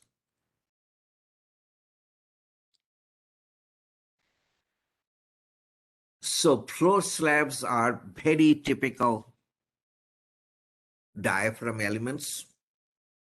Floor slabs acting as diaphragms, very common. But it could be roof decking acting as diaphragms, not uncommon. It could be this we saw in Chile, quite a bit actually in industrial buildings. The on this horizontal plane there is bracing, okay, bracing parallel to the floor on the horizontal plane, and that bracing acts as the diaphragm. So stiffness in horizontal plane can come from flexural stiffness of cord members or from bracing in a horizontal plane. Bracing in a horizontal plane was very popular in at least the parts of Chile that we visited. Cross bracing on the roof can also act like diaphragms. Now, when a diaphragm is subject to lateral loads due to wind or earthquakes, there would be, if this is the direction of the lateral load, there would be tension on this face, compression on the other face. The tension has to be taken by reinforcement. We have no choice. Concrete doesn't carry much tension. And the structural element or the part of the slab where we put this reinforcement is a tension cord. There is a tension cord. There is a compression cord also on the other side. The thing is that the compression cord will be reinforced exactly the same way as the tension cord, because when the earthquake direction reverses, this will be the tension cord and that will be the compression cord. Okay. Along the edges of the diaphragm, there are shear stresses. Obviously, this is a beam bending in its own plane. So there is bending causing tension, compression, and then there is shear. The shear will be transferred to the shear wall. That is in the next picture. The variation of shear force across or the variation of shear force from here to there in the diaphragm is shown in the picture, and the variation of bending moment in the diaphragm is shown in this picture. Okay, I think this is a simple picture that doesn't require much of an explanation. Now, the shear, if the entire diaphragm edge were supported on a shear wall, it would have been direct shear transfer. The diaphragm edge shear would be transferred to the shear wall, and that's it. However, in this case, we have 60 feet of diaphragm edge, 20 feet of shear wall. Okay, so the shears over the 20 feet have to be collected and delivered to the shear wall. So the shears build into a compression force that is transferred to the shear wall, and then this side we have a high those reinforcing bars are in compression, and on this side they're in tension. The the direction of the arrows and everything will tell you that those bars are in tension. The tension is the highest at the junction with the shear wall, and then it goes down to zero by the time you have arrived at the end of the diaphragm. Okay, so those elements are called collector elements or drag struts. They collect the shear force and delivers it to the resisting shear wall. Collector element. Okay, so we have to put reinforcing bars to carry the tension. The same reinforcing bars will be here because if the earthquake direction reverses, that portion of the collector will be in tension. And the other part of the picture is showing us that sometimes, because of construction reasons, we would spread out the collector element, the collector reinforcement. But there are limitations to how far you can go. The structural engineers of Northern California have some recommendations that are, I think, pretty sensible. Now, when a shear wall, or this could be a whole tower, sits on a podium, which is very, very common. Okay, a tower, but then very low levels. We have a much bigger structure. Okay. So the base shear from the tower or the shear wall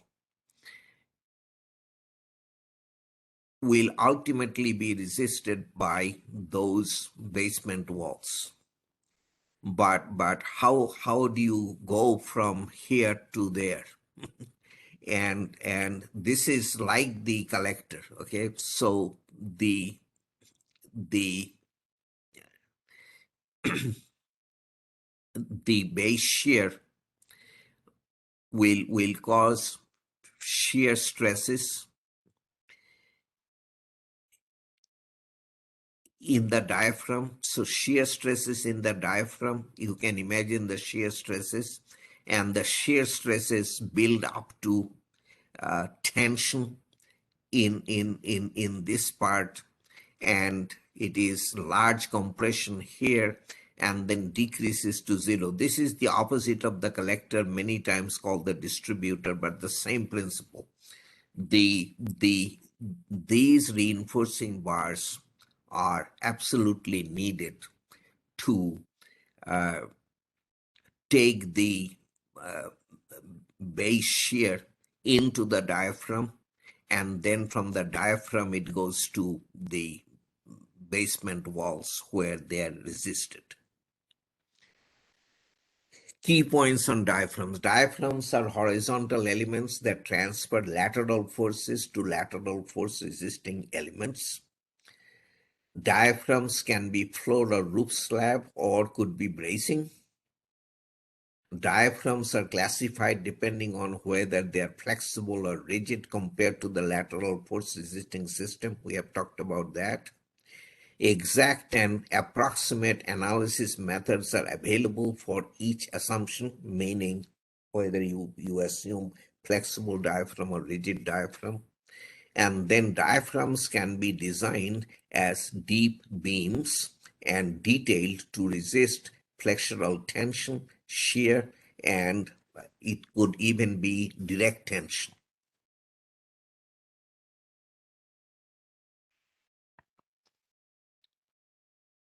Now, if diaphragms are flexible,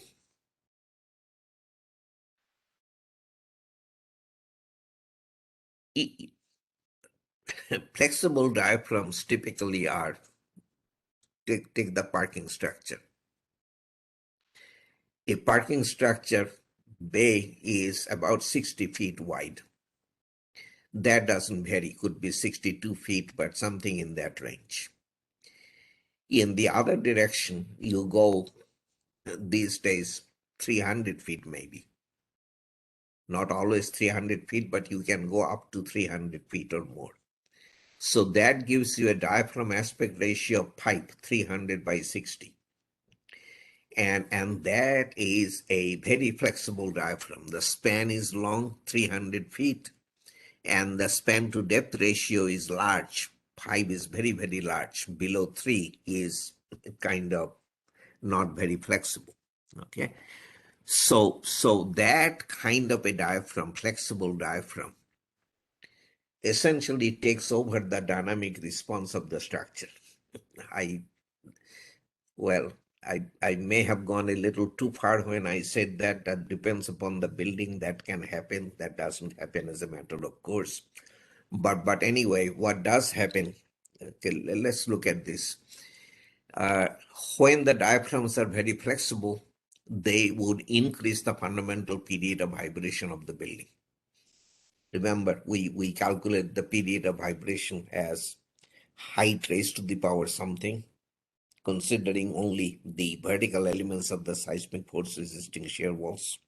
If it is a frame building, it is a coefficient times height raised to the power something. If it is a shear wall building, it is another coefficient times height raised to the power something else. But the diaphragm, if it is flexible, will increase that period. And as the period increases, initial period may have been, so this is the design spectrum. Initial period may have been here. So this is our design force. The elongated period may be here. The design force has come down very significantly. That can happen when the diaphragm is flexible. Now, whether the forces will decrease or increase or what will depend upon the spectrum, the response spectrum of the earthquake that is hitting our structure. But the point is that the period is changing. Also decouple vibration response of vertical and lateral force resisting systems.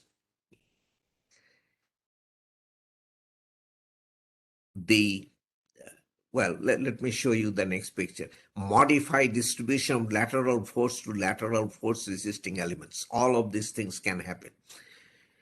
Decouple vibrational response of vertical and lateral force resisting systems. Modify distribution of lateral forces to lateral force resisting elements. We have talked about that. If the diaphragm is rigid, it's one distribution. If it is flexible, it is another distribution.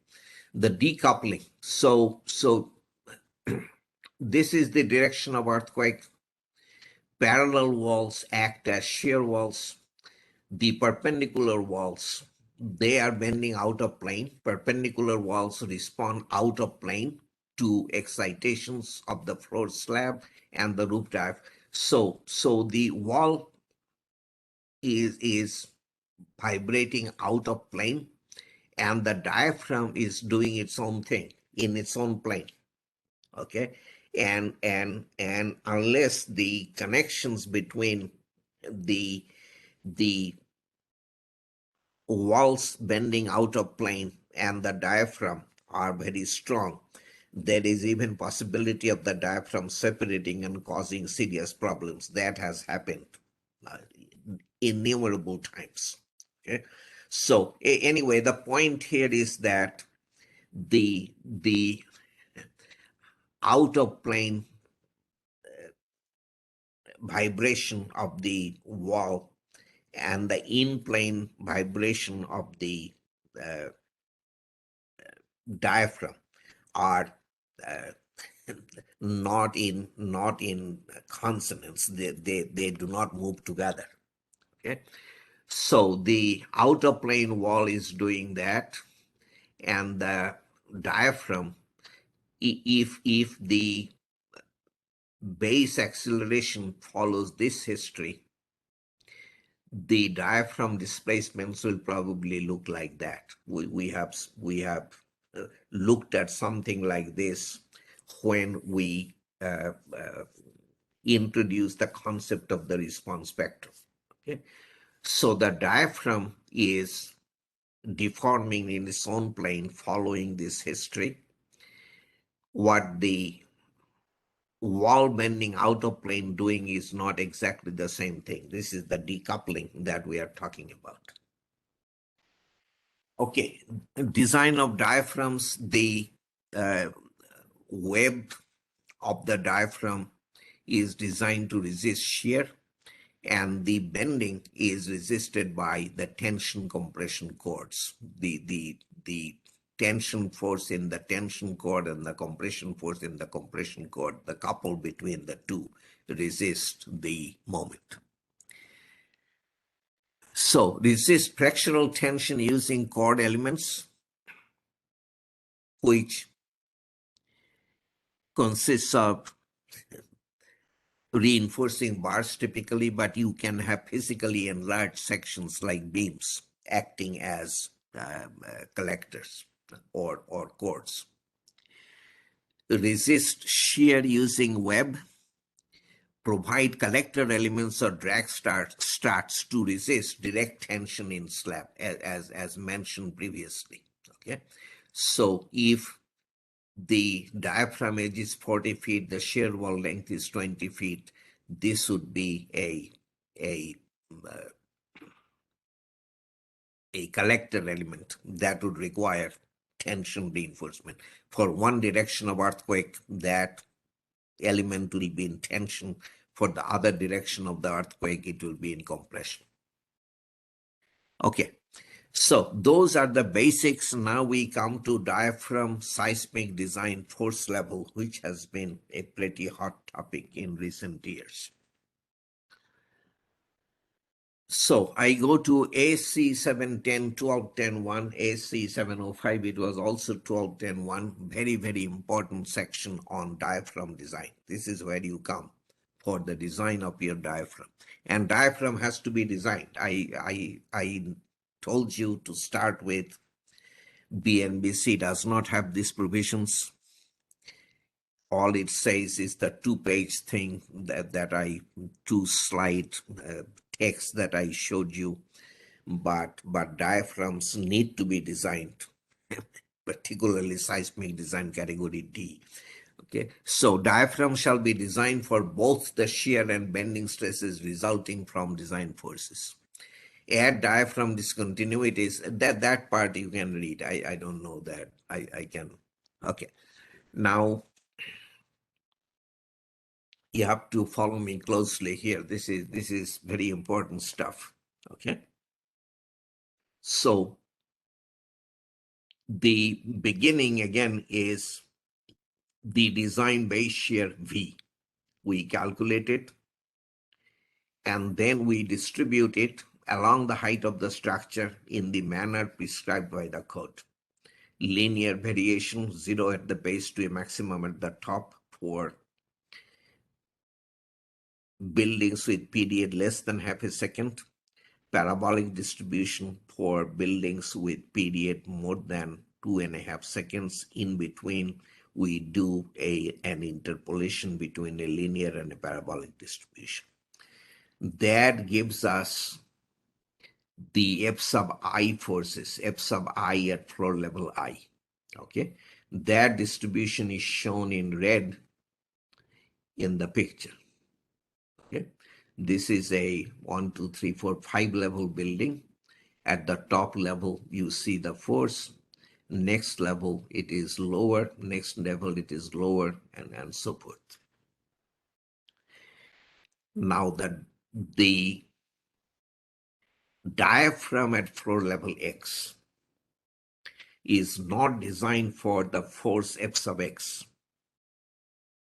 It is designed for a force equal to F sub Px. Again, very important. The diaphragm at floor level X is not designed for F sub X. It is designed for a diaphragm design force equal to F sub Px, given by this formula, where W sub Px is weight tributary to the diaphragm.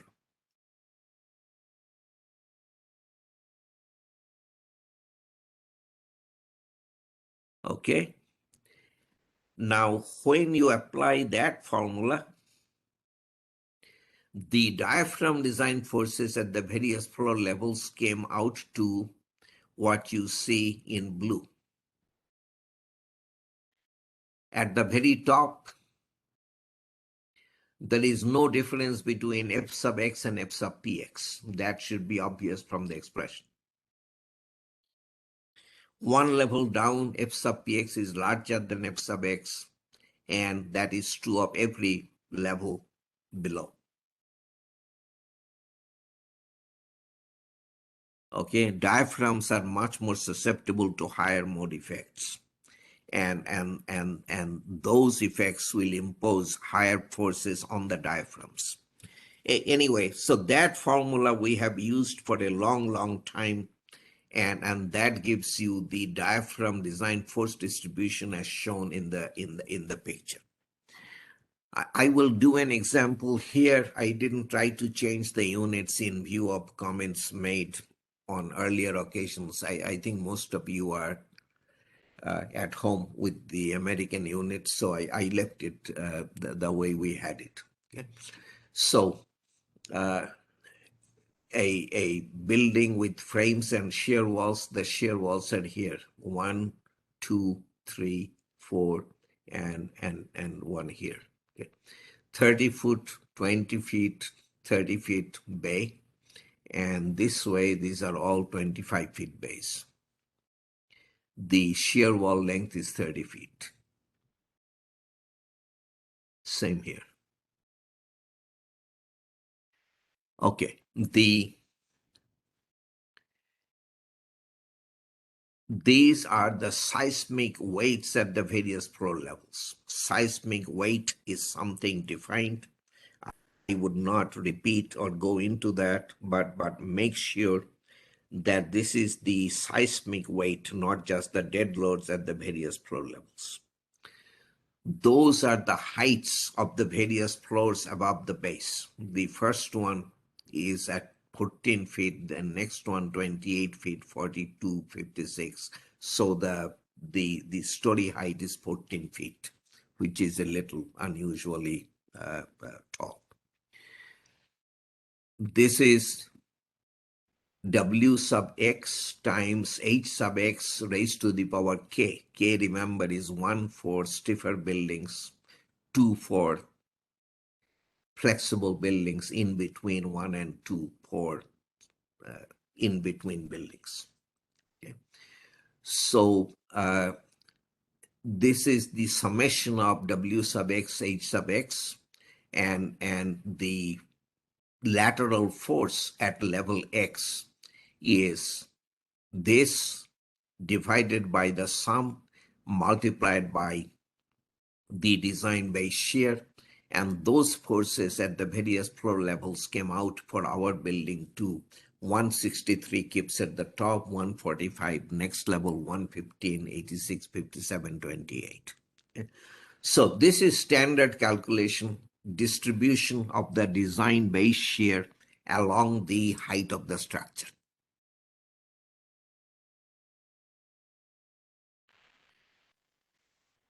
I should have mentioned and didn't somehow that this force F sub px has an upper bound on it beyond which you need not go. If you go above, no penalty, but you need not. And the upper bound is 40% S sub ds, the short period design spectral acceleration, importance factor, and again weight tributary to diaphragm at level x.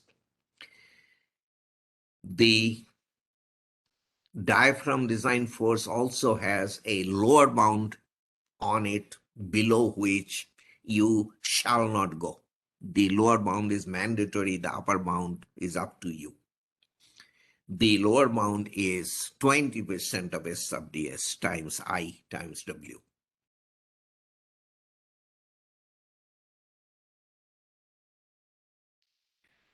So in our case, the upper bound 40% S sub ds IW is 40%, S sub ds apparently is 0.34, I is 1, W sub px from the table is 1962 at a typical level, and that gives you 267 kips.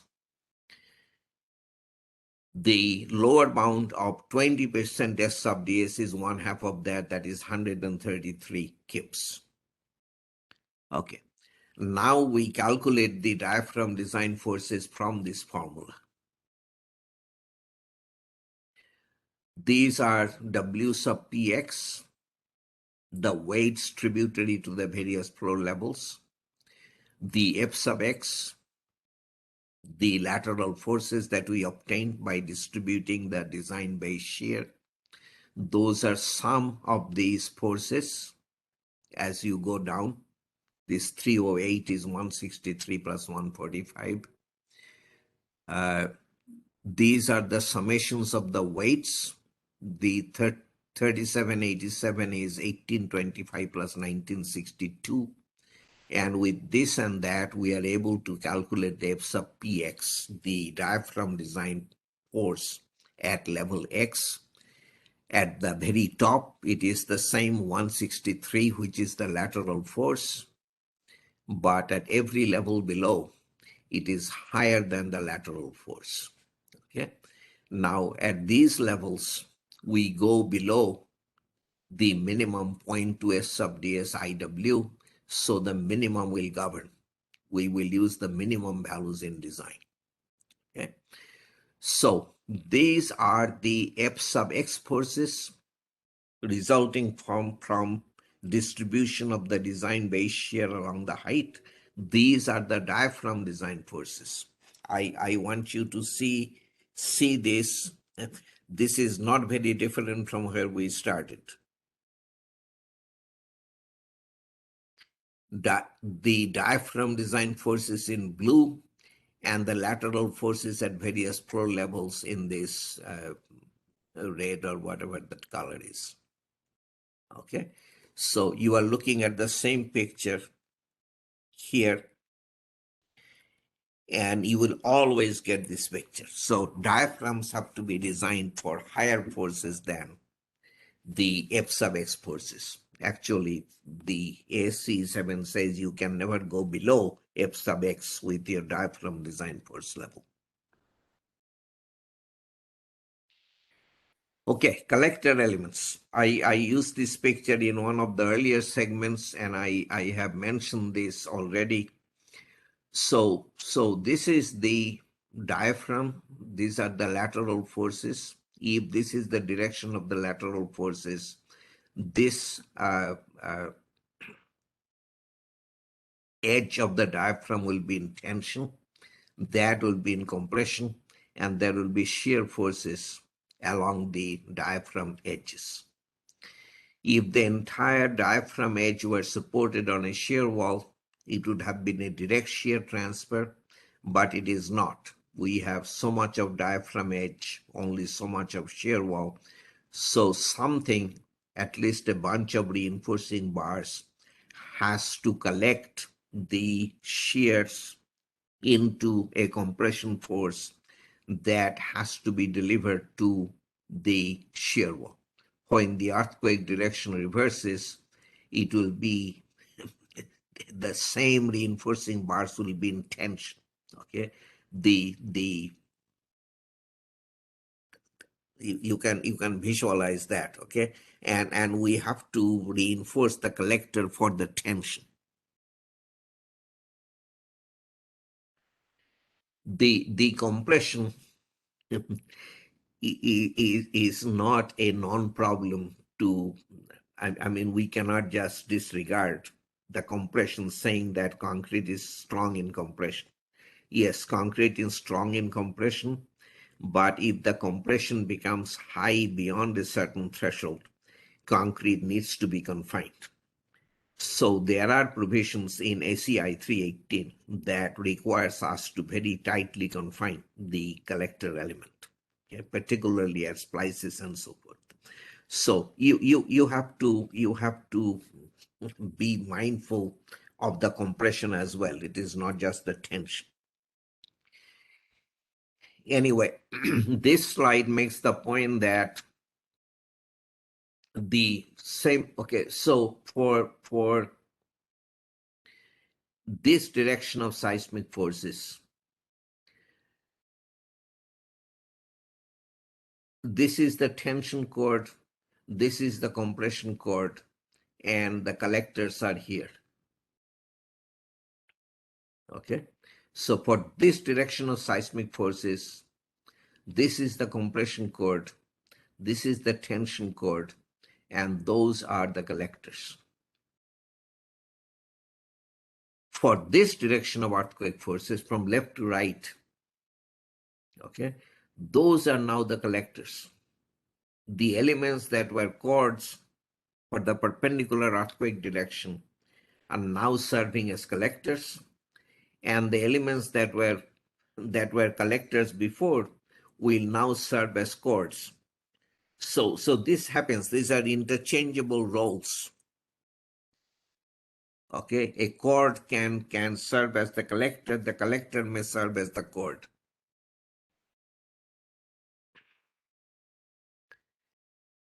Okay, where the diaphragm is required to, okay, so this is the other thing that I think is important. So inertia forces develop in the diaphragm. Okay, this we have talked about at much length over probably 2 or 3 different lectures. But then if the seismic force resisting shear walls makes an offset like this, the shear wall comes down on your slab. Instead of continuing straight down, it makes a bend and then comes down. The shear at the end of the shear wall will have to go to the top of the continuing shear wall through this floor slab. So the shear will be transferred from the upper wall to the lower wall through this portion of slab. That will mean there will be high transfer forces in that slab. That transfer force has to be obviously considered in the design of that portion of the diaphragm.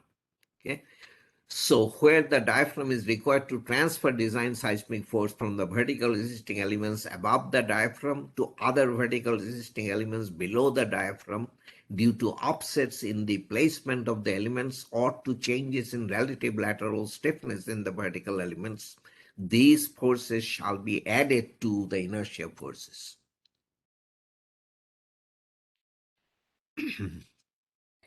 I mentioned to you already, when it comes to the inertia forces, redundancy factor is equal to 1. When you design your diaphragm, your redundancy factor is 1. However, on the transfer forces, the redundancy factor is 1 or 1.3, whatever you have calculated for your structure. If you have calculated a rho of 1.3, you have to apply that rho on the transfer forces. You don't apply, remember, rho is in the designed load combinations. When you are combining the effects of earthquake forces with the effects of gravity. Okay, so this transfer force will be an earthquake effect. If the lateral forces you are transferring are seismic forces, then the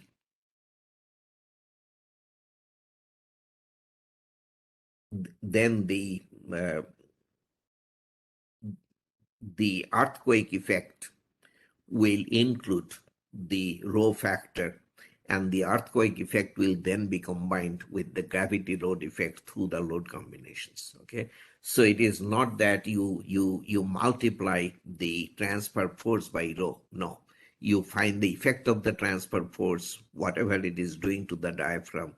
Those will have to be amplified by rho and then added to the effects of inertia and so on and so forth.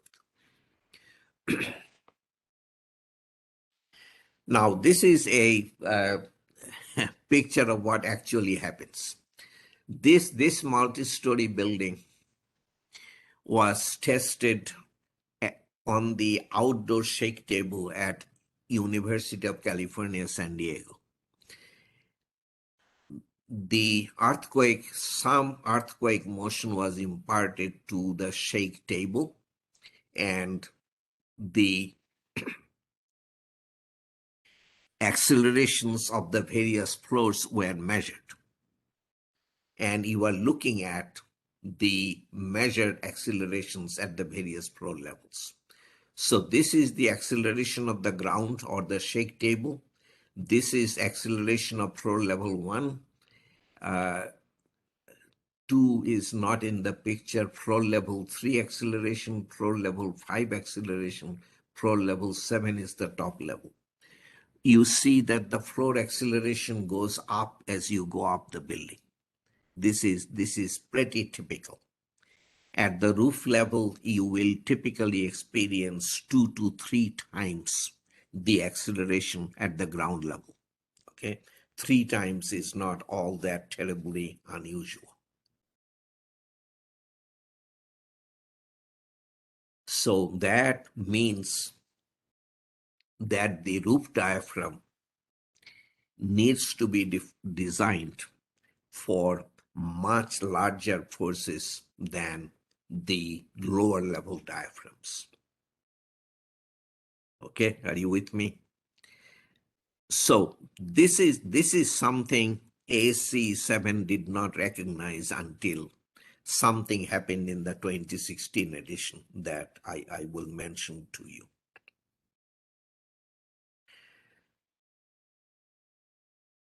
So this is a picture where we have shake table test data and data that were gathered from actual buildings after the Northridge earthquake. On the x-axis is peak ground acceleration. On the y-axis is floor magnification, meaning the floor acceleration is twice the ground acceleration. Floor acceleration is 3 times the ground acceleration, and so forth. Okay. So these are the measured points.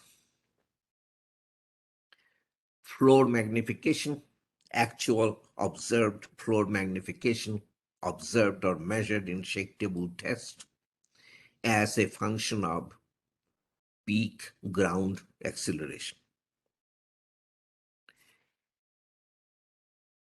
This is the ACE7 upper mount diaphragm design force. 0.4 S sub ds I times W. This is the lower mount ACE7 diaphragm design force. We need not ever exceed 40% S sub ds times I times W. And you see that that maximum is lower than all the points from measurement as well as observation. So that tells you that we are under designing our diaphragms. The diaphragm design force is very likely going to be much larger than what you are designing for. So based on these observations from many sources, in PCI's Seismic Design Manual that Ned Cleland and I put together many years ago, we made some recommendations for structures assigned to design category D, E, or F. If lateral forces are resisted entirely by special moment frames, additional load factors are not required, if every floor diaphragm is designed for the force at the uppermost level. So design category D, entire seismic force resisting system consists of special moment frames. You design all the diaphragms for the roof level diaphragm design force. You don't go down the height of the building. You design all the diaphragms in the building for the roof level diaphragm design force. Our recommendations were picked up in the PCI design handbook, and part of the recommendation is for structures assigned to design category D, if shear walls are part of the lateral force resisting system, it is sufficient to apply a diaphragm load factor of 2 to the force at the uppermost level and to design each floor for that force. So now you design the roof level diaphragm for twice the force level you calculate from Ac7, and then keep it constant down the height of the building. Don't decrease it any further. This was our recommendation. Lately, and this may be my last slide, maybe there is another, I don't remember. No, this is it. Yeah, okay.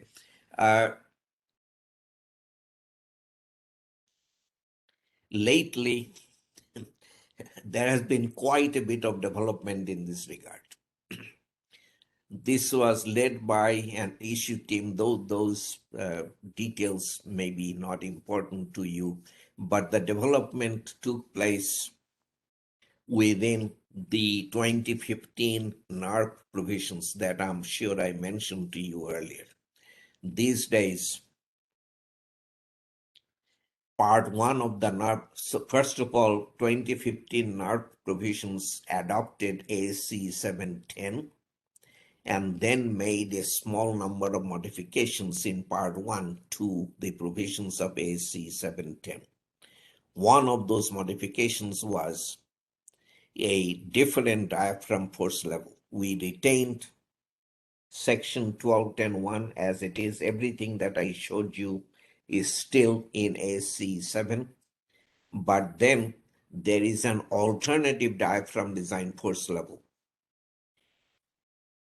in section 12.10.3 of AC7, which originated in the 2015 NARP provisions. This alternative design force level is mandatory for precast diaphragms in design categories C and D. It is allowed to be used, not required to be used, for design category B precast diaphragms, cast-in-place concrete diaphragms, and wood diaphragms supported on wood framing. Steel deck diaphragms are not included in that list. Steel industry felt more research had to be done before they would agree to the different force level. So, new provisions were added to part one of the 2015 NARP provisions. These provisions, with a small number of modifications, became part of AC 716, that is section 12.10.3 of AC 716. Adopted is a design force level equal to the force that would keep the diaphragm elastic in the design earthquake, reduced by a diaphragm design force reduction factor R sub S that we came up with. This was a lot of work, and if you are interested, go to section 12.10.3 of AC 716. We have added a very extensive commentary to explain how things came about, and that is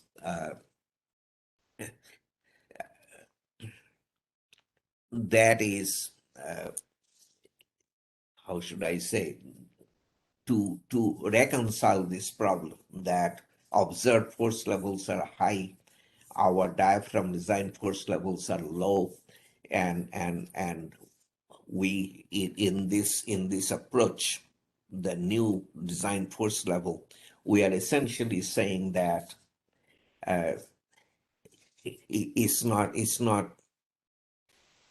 as bad as it looks like. You don't have to design for the you do not have to design for the force level that will keep your diaphragm elastic in the design earthquake, because there is overstrength in your diaphragm, there is ductility in your diaphragm. With both of those being present, if you design for lower design force level, your diaphragm performance should be fine, and that's where the R sub S factor comes in. So that is a very significant development that I will not go into, because AC716 is a long way from AC705, which is the basis of your BNBC provisions. So I will end it here. Obviously, if you have an interest, then that is a very, very good place to go to. Thank you very much, and I am open to questions now.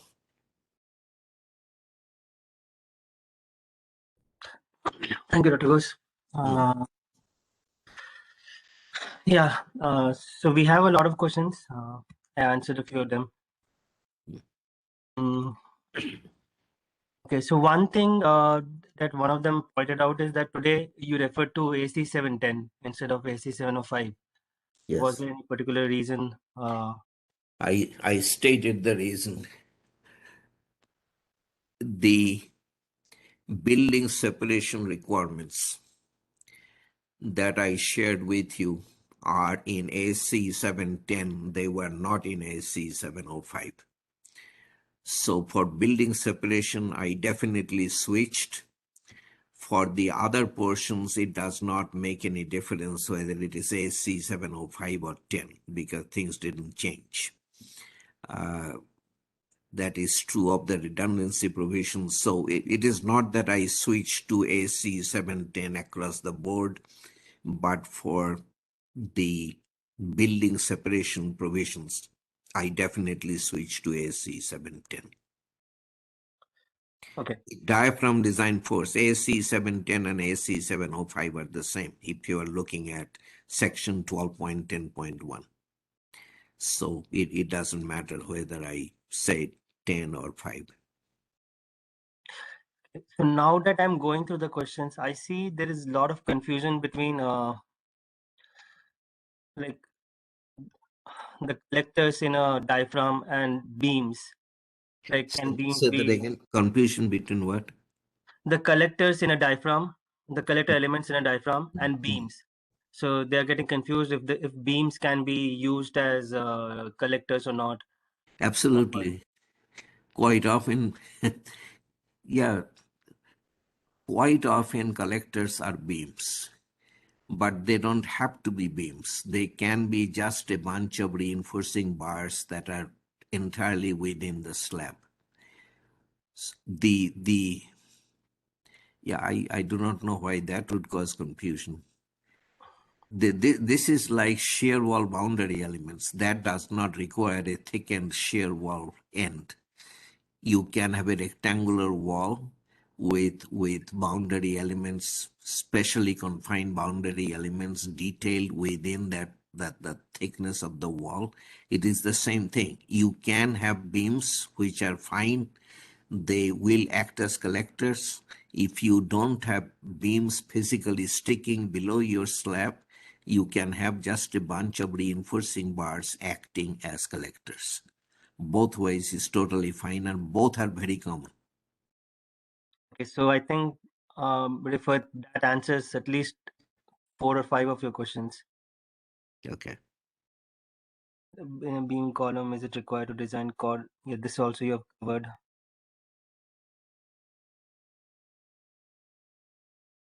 Can we consider slab on grade as a diaphragm if collector elements are inserted between slab on grade and column, but no connection between grade beams and slab on grade?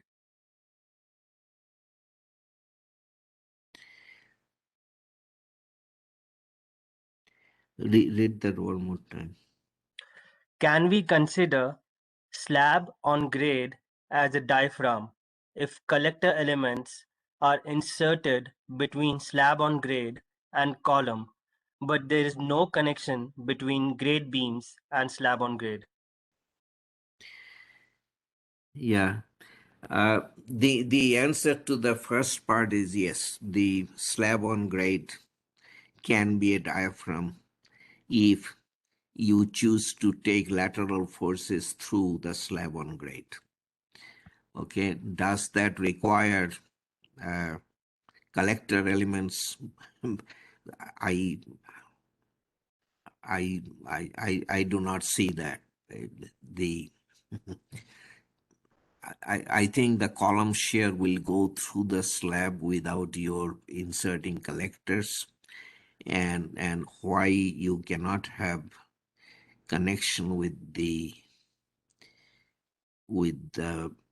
grade beams, that again is not clear to me. Yeah, the second and the third part of your question is not clear, but a slab on grade can be, and it is required to be designed as a diaphragm if you transfer lateral forces through it. The lateral forces may be from columns, maybe from shear walls. If it is lateral force from shear wall, then you will need some kind of collector elements or something to spread the load around. From columns, I don't think so. Okay, Dr. Gus.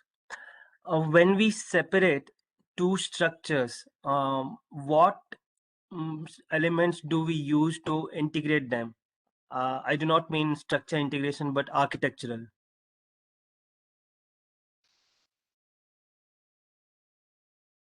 I,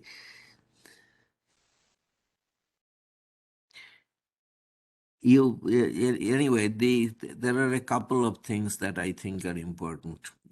You cannot have anything that will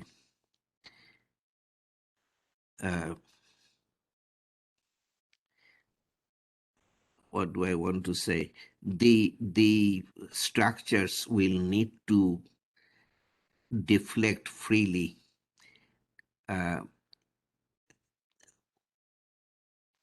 with whatever you have installed in place. Yeah.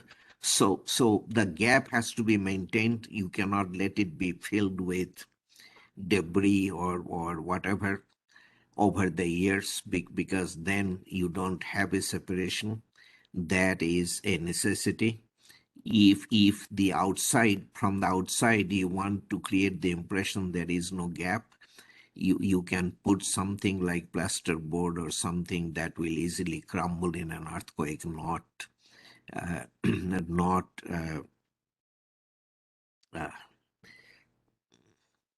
not interfering with the deflections of the two parts. So yeah, I think you get the idea. So you can put something to cover it up, but that something cannot be in the way when the buildings want to deflect. It needs to break pretty easily.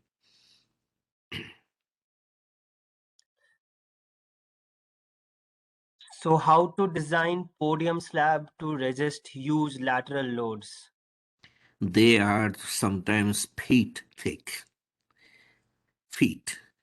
If it is a tall tower sitting on a podium, you can have 5 foot thick slab acting as the transfer diaphragm. So the design is no different from that of other slabs, but they can be, you have a lot of shear in the diaphragm, and that has to be, even with reinforcement, you need a lot of thickness. So there is one question referring to a previous lecture. You have calculated live load reduction factor based on IBC 2009. R is equal to 0.08 times some area, where area is in square foot. The alternative approach for live load reduction factor is not available in BNBC 2020. Can we still use that IBC 2009 equation for reduction of live load? You know, that is not for me to answer. You have to ask Rajuk or somebody. I do not know. Since it used to be in all US codes. There is nothing wrong with it. So if you ask me, I think it is okay to use. But then you will have to deal with, your plan checker. And so I cannot take his place and tell you for sure. So, Okay, doctors. To design a diaphragm, you mentioned only shear walls, but for columns, does the design procedures differ, or it is same? it's just a diaphragm typically on sit on columns. It will sit on frames. Okay, and the shear transfer will be the same. It will go to the beams of the frame. Okay. Okay, and if it is high seismic, you cannot have flat plates as part of the resisting system. I told you. So you will not have a slab sitting on columns. How should I say? Flat plate columns will not be part of the resisting system. So you will never have a situation where your slab will not sit on a beam or a shear wall. Yeah, that's a good answer. So today you showed us how to calculate the diaphragm design force. Can you provide us with a design example by which we'll be able to use this design force for designing slabs? I'll have to look. Ready-made diaphragm design examples are not very common. I'll have to look. Yeah, it will be good to have one.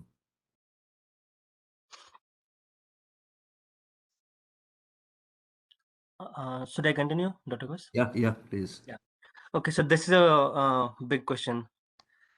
So in a dual frame structure, most of the stories are extremely torsional irregular, and seismic force resisting system consists of more than two bays of moment resisting perimeter framing on each side of the structure,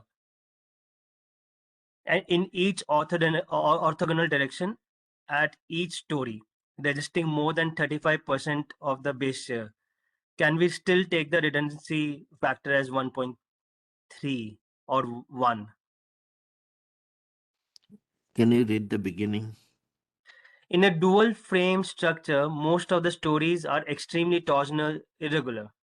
So they have extreme torsional irregularity in a dual frame building.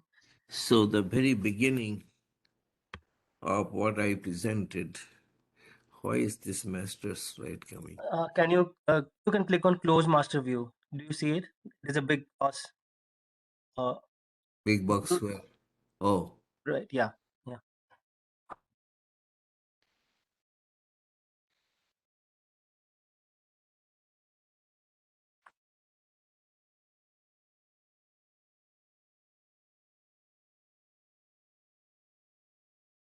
you see the first line, if a structure is regular in plan, and there are at least two bays, etc. So if you have extreme torsional irregularity, you cannot use this approach.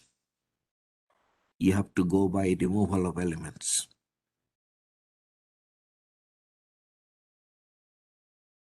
It's very straight cut. Yes. Mm, just a second.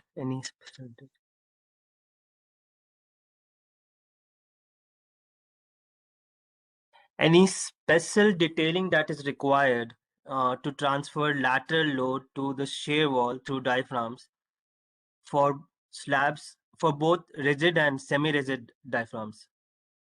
You went over it, right? Read that again. Any special detailing that is required to transfer lateral load to the shear wall through diaphragm for rigid and semi-rigid diaphragms. Mm.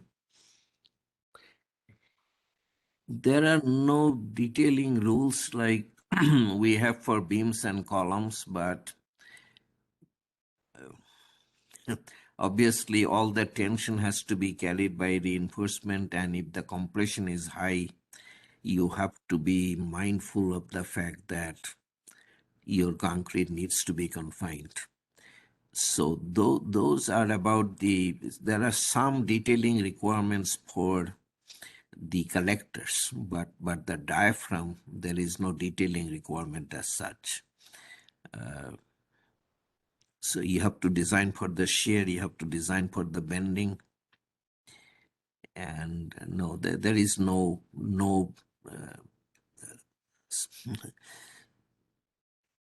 how should I say, the basics still apply. If you have high compression, you will have to confine. Other than that, there is no particular detailing requirement.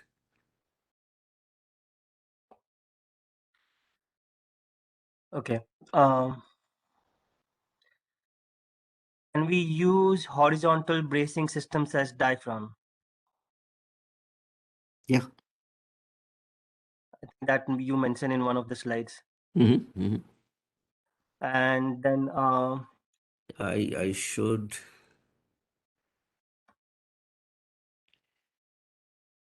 Yeah, if you can imagine on this horizontal plane into the screen, horizontal bracing, that would be that would serve quite well as diaphragm. Yeah, this as I said, we saw in I think it was in and around Santiago, Chile. The industrial buildings were many of them that way. That was their diaphragm.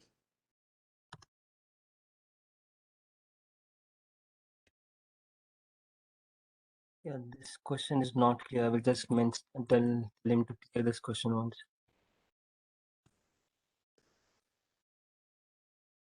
Like clarify.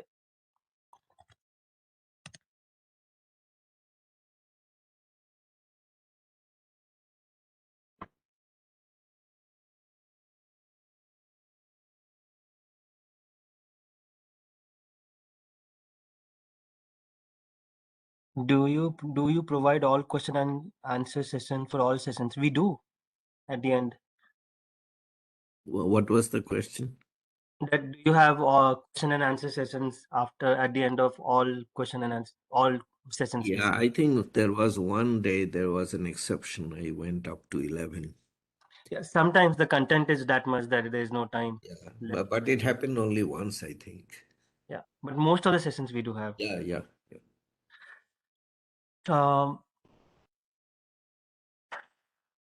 so we will appreciate if you can discuss the difference between or relation between drift and displacement. It's very, very simple. I have discussed it many times. Deflection is deflection, okay? If you are talking about floors under lateral load, how much does the floor move sideways? That is deflection or displacement. The drift is interstory displacement. Drift is deflection at the top of a story minus the deflection at the bottom of the same story. That's very, very important, okay? Deflection is for a floor level, drift is for a story. And drift is deflection at the top of a story minus the deflection at the bottom of the same story. And then the drift can be elastic drift. That would be the elastically computed deflection at the top of the story minus the elastically computed deflection at the bottom of the story. Or it can be what we call design drift, which will be the elastically computed displacement at the top of the story minus the elastically computed deflection at the bottom of the story, the whole thing multiplied by C sub D, the deflection amplification factor, and depending upon what you are doing may be divided by the importance factor I. Now, if this drift, the design story drift as it is called, is divided by the story height, that is called the design story drift ratio. But the difference between deflection and drift is as simple as that. As simple as I said, the deflection is for a particular floor level, how much it moves sideways under lateral load. And the drift is for a story, and that is the deflection at the top of the story minus the deflection at the bottom of the same story. Okay, Dr. Ghosh. So while calculating soft story effect, should we account for the stiffness of the story below grade beam, that is basement or surrounded by soil? There is nothing called soft story effect that I know about. You deal with soft story the way it is. It is a stiffness discontinuity by definition. Quite often, soft story goes together with weak story. There is also a strength discontinuity. Whether you consider whatever lies below, it depends on where your base is. Base is defined in Ac7, and I'm sure it's in BNBC, as where earthquake ground motion is assumed to be imparted to the structure. It is up to the engineer to decide that. Okay, so if your base is, let's say at the ground level, whatever, the top of the basement, then there is no reason for you to consider the rest of it. You go from the base up.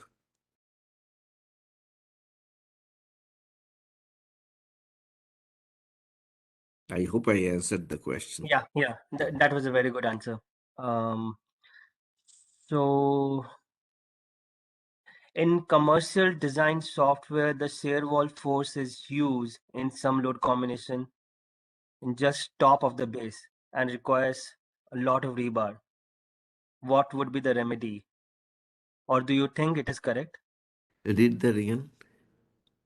In commercial design software, the Mm. shear wall force is used in some load combinations just at the top of the base and requires a lot of rebar.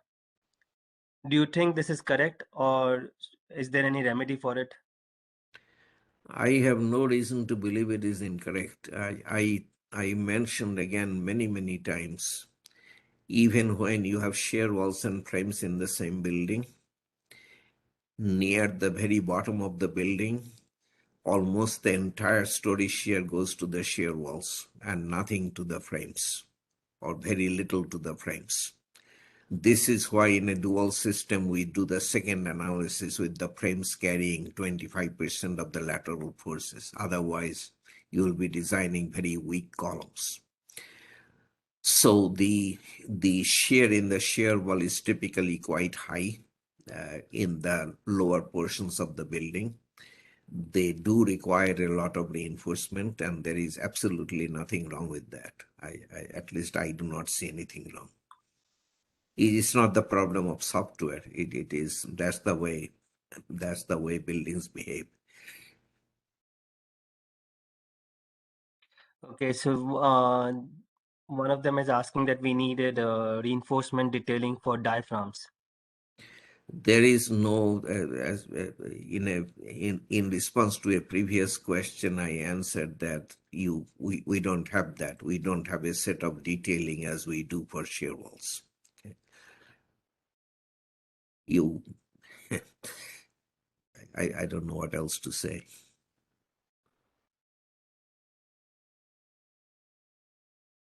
Same question again. So I will say this is Look, replied. look at the ACI 318 has a whole section on diaphragm in part of chapter 18. It's 1811 or 1812, I don't know, something like that. So it is the section on diaphragms. Look in there and see what you find. Everything that is said by ACI 318 on detailing of shear walls is in that section.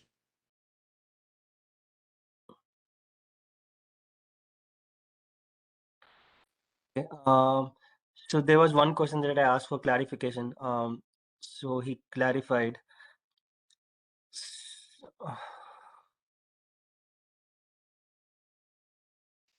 Do the diaphragm forces need to be resisted by concrete shear capacity only? Because Dr. Ghosh mentioned that podium slabs are sometimes some feet in thickness. What's the question? Do the diaphragm forces need to be resisted?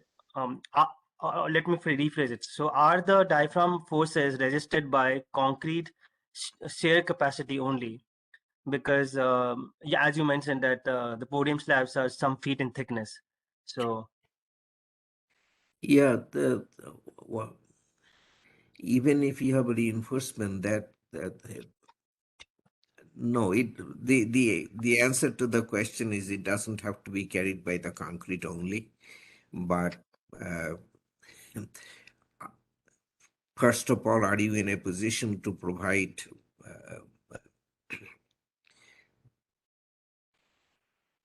what do I want to say?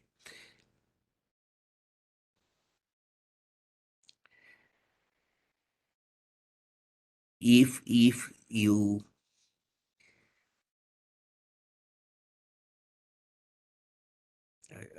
let me think for a second.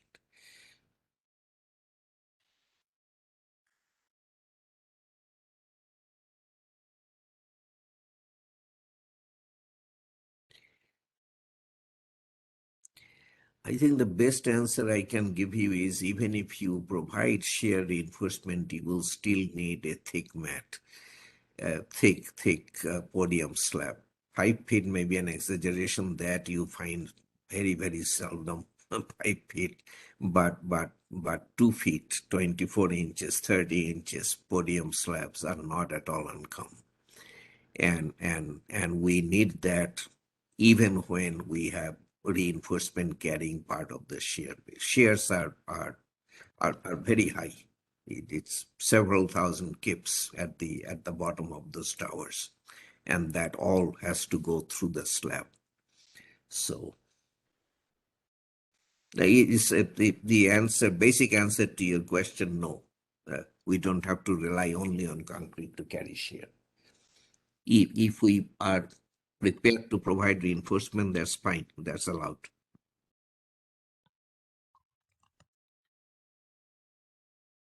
um,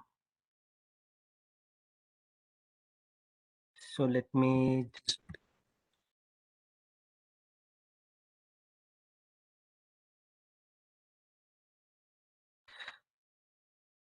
This was already answered in the question and answer before, so I don't want to go over it again.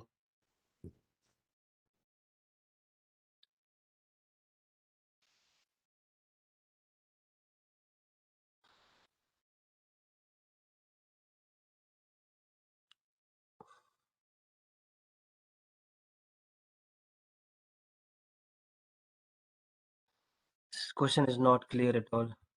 Hmm.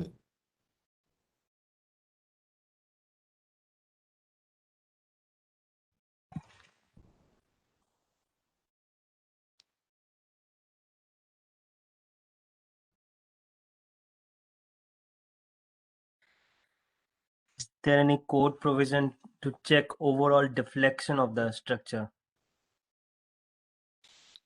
What does it mean? Overall deflection. So under wind in BNBC, there is a limitation on overall deflection. Under seismic, we have limitations on interstory drift. no check on overall. Never has been. But interstory drift, as discussed many times by now, have to be within tolerable limits.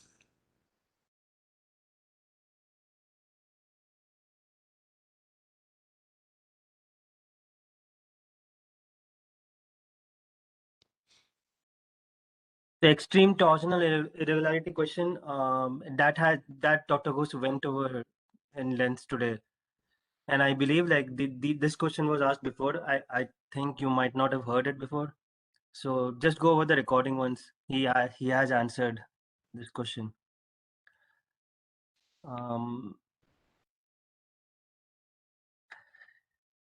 Dr. Ghosh, most of the questions, relevant questions, you have answered already. Okay. And it's already 11 o'clock. So, Okay. yeah, let's end the session today. I think most of the questions you have answered, and other Okay. questions are not clear or they have been answered already in some way. So, Okay. yeah. Thank you. Thank you, Dr. Ghosh, and we'll see you tomorrow for the last seismic session, I guess. Yeah. And Yeah. yeah, and thanks again for joining in huge numbers. And please provide your feedback, and I will turn on the quiz in a couple of minutes. Thank you so much. Thank you.